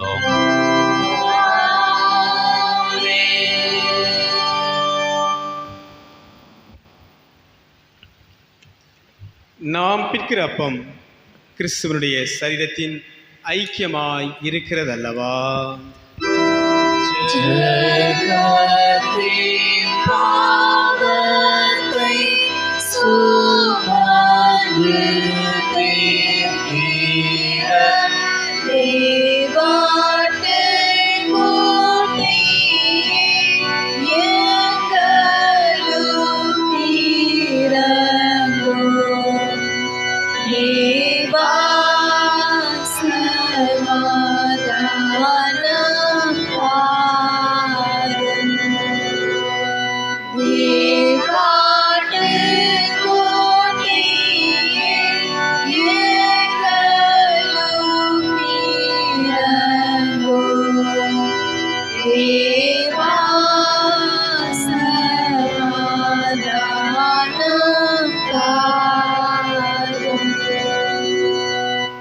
கர்த்தருடைய பந்தி ஆயத்தமாயிருக்கிறது. எல்லோரும் வாருங்கள்.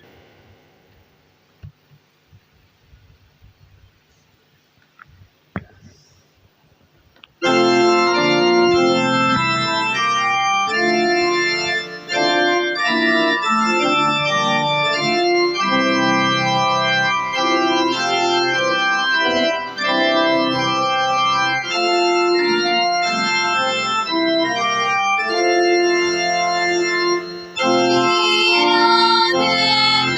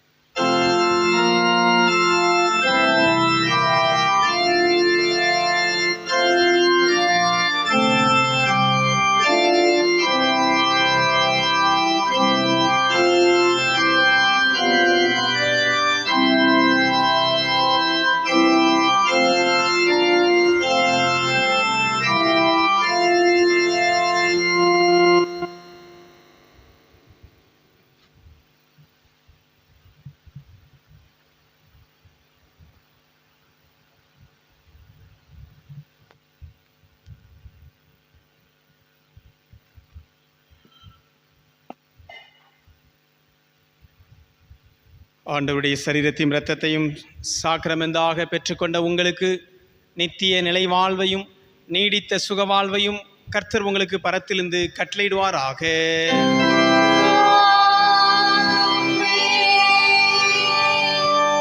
ஜெபம் பண்ண கடவோம். மகா பரிசுத்தமும் கிருபையும் இரக்கமும் அன்பும் நிறைந்த நல்ல ஆண்டவரே, ஆசீர்வதிக்கப்பட்ட மகிழ்ச்சியான இந்த காலை வேலைக்காக நன்றி செலுத்துகிறோம். 8வது மாதத்தின் 3வது ஞாயிற்றுக்கிழமையிலே கர்த்தருடைய பரிசுத்த பர்வதமாகிய இந்த தூய திரித்துவ தேவாலயத்திலே, இந்த குருந்தான்விளை கிராமத்திலே எங்களுக்கு தந்த இந்த மகிமையின் ஆலயத்திலே வந்து இந்த ஆலயத்தின் முந்தைய பிரதிஷ்டை பண்டிகை நாளை நினைவில் கொள்ள, அதை மகிழ்ச்சியோடு ஆசரிக்க ஆண்டவர் நீர் தந்த கிருபைகளுக்காய் நன்றி செலுத்துகின்றோம். கர்த்தாவே, பூமியிலே எங்களை பிறக்கச் செய்து நல்ல குடும்பங்களிலே வாழ வைத்து எங்களுக்கு தொழில் துறைகளை தந்து எங்கள் உத்தியோகத்தை ஆசீர்வதித்து எங்களை நினைத்தருளினீரே உமக்கு நன்றி செலுத்துகிறோம்.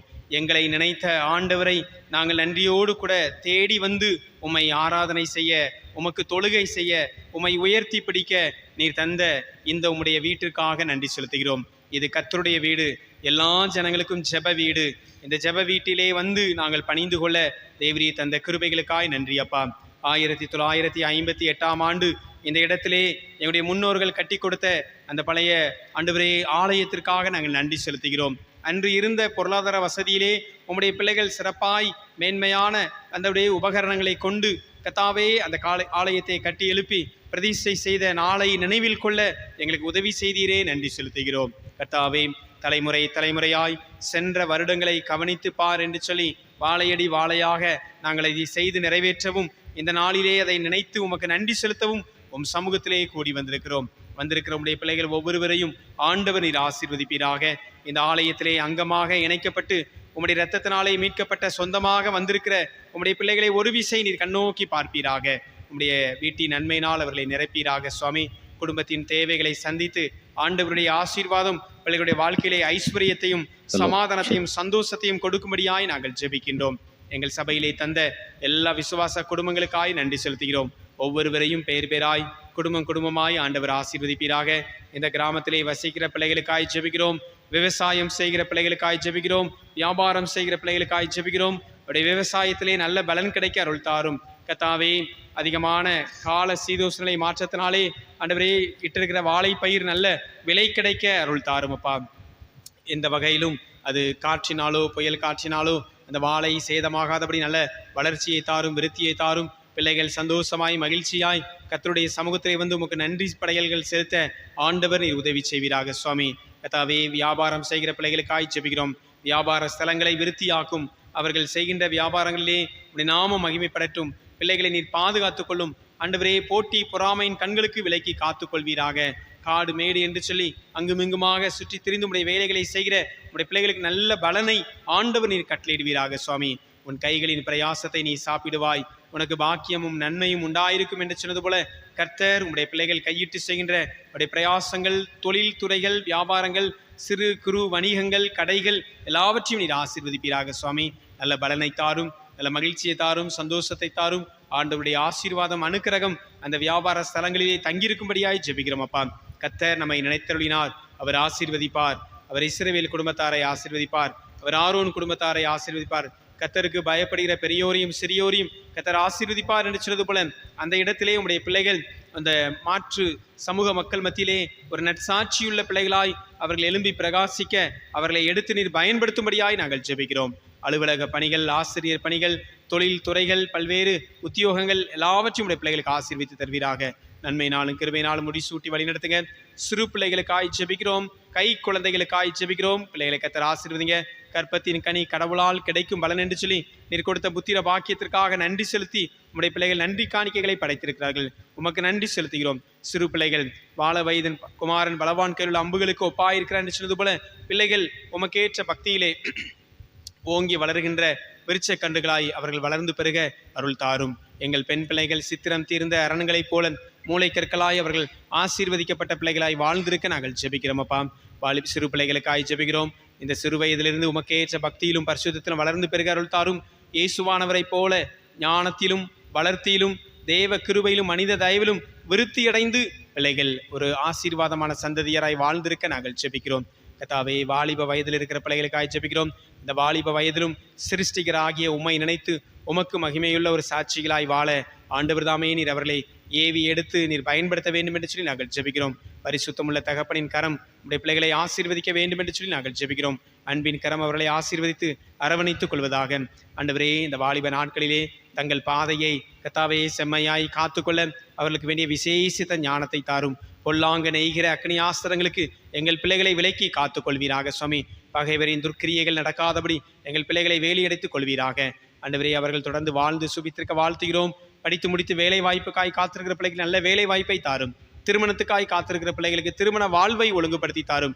திருமணமாகி புத்திர பாக்கியங்களுக்காய் குழந்தை செல்வத்திற்காய் காத்திருக்கிற பிள்ளைகளுக்கு குழந்தை பாக்கியத்தை கொடுத்து குடும்பத்தை விருத்தியாக்கி ஆசீர்வதிக்க ஜெபிக்கிறோம். கர்ப்பிணி ஸ்திரீகளுக்காய் நாங்கள் ஜெபிக்கிறோம். ஏற்ற வேளையிலே நல்ல சுகப்பிரசவத்தை கட்டளையிட்டு தாயும் செய்யுமாக உம்முடைய ஆலயத்திலே வந்து உம்மை பணிந்து கொள்ள ஆண்டவர் தாமே நீர் கிருபை தருவீராக. சுவாமி, கர்த்தருடைய நாமத்துக்கு மகிமையாக பிள்ளைகளை நீர் எடுத்து பயன்படுத்தும் ஆசீர்வதியும். படித்த படிப்புக்கு ஏற்ற வேலை இல்லையே, பொருளாதாரத்திலே பின்தங்கி இருக்கின்ற குடும்பங்களுக்காய் ஜெபிக்கிறோம். அப்படி நலிவுற்ற நிலையிலிருந்து அவர்களை ஆசீர்வதித்து அவர்களை உயர்த்த வேண்டும் என்று நாங்கள் ஜெபிக்கிறோம்.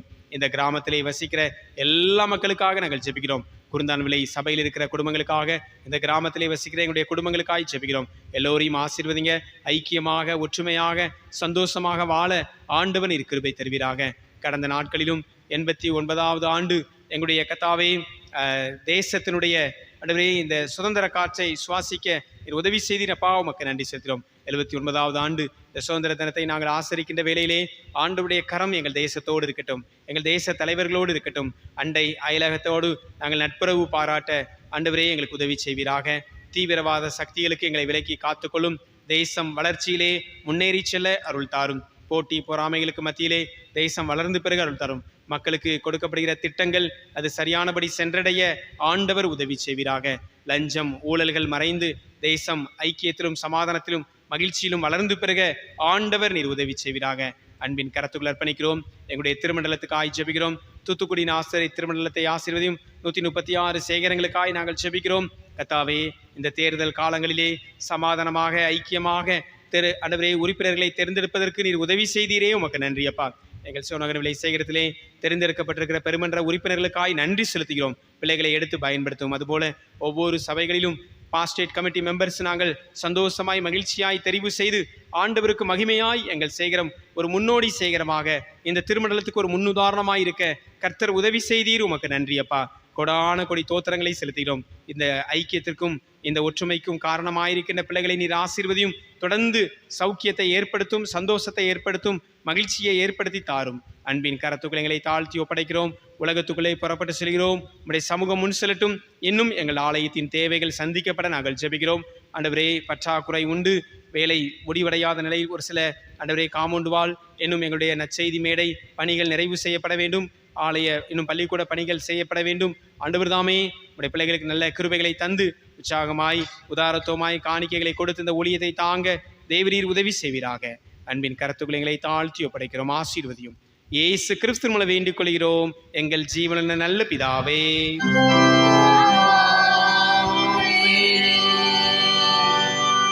எல்லா புத்திக்கும் மேலான தேவ சமாதானம் உங்களோடு இருந்து எங்கள் தேவனை உடைய குமாரனாகின்ற நாதர் இயேசு கிறிஸ்துவை பற்றி அன்பிலும் நிலைத்திருக்கும்படி உடைய இருதயத்தையும் சிந்தையும் காக்க கடவது பிதா குமாரன் பரிசுத்தாவியும் ஆகிய சர்வ வல்லமை பொருந்திய தேவனுடைய ஆசீர்வாதம் எப்பொழுதும் உங்களுக்குள்ளே இருந்து இன்றும் என்றும் சதா காலங்களில் உங்களோடு கூட நிலைத்திருக்க கடவது.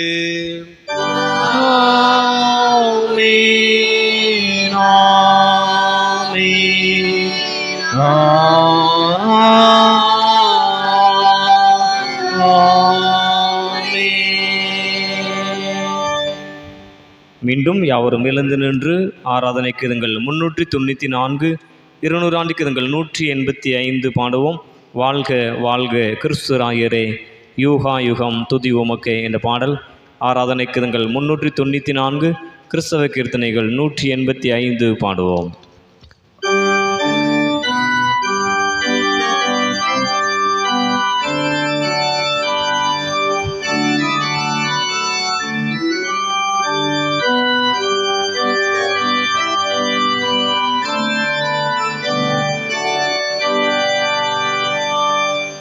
வாழ்க வாழ்க கிறிஸ்துராயரே யுகாயுகாய் துதியுமக்கே மேன்மையான உந்தன் நாமமே இப்போதுமே. வாழ்க வாழ்க நீரே வாழ்க மாட்சிமிகு மோட்ச வேந்தர் நீர் வாழ்க நீரே வாழ்க பெருந்துதீர்ப்பே.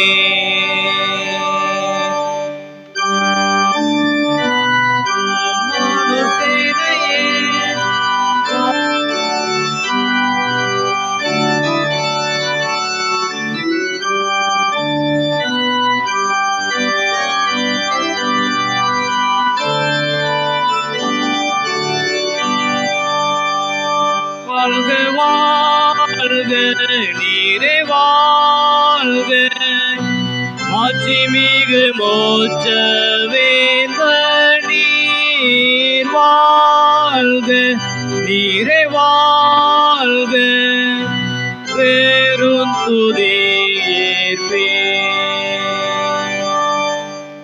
பாவம் பேயை வென்ற வீரரே தூய ஆவி எம்மை ஆளுதே உந்தன் நாமத்தில் ஜெயிப்போமே என்றென்றும் ஆள்கவே.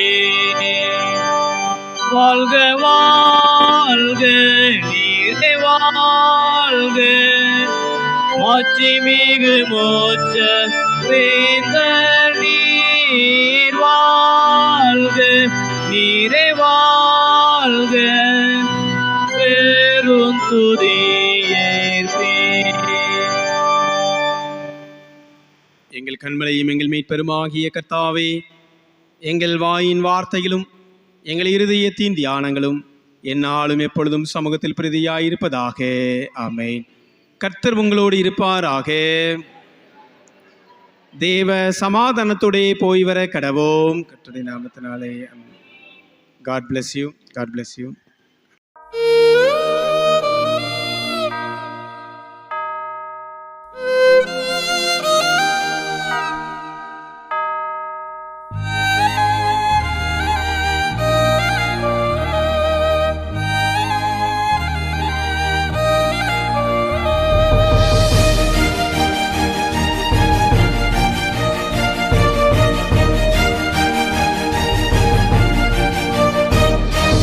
கர்த்தரின் பந்தியில் வா சகோதரா, கர்த்தரின் பந்தியில் வா வா, கர்த்தரின் பந்தியில் வா சகோதரா, கர்த்தரின் பந்தியில் வா.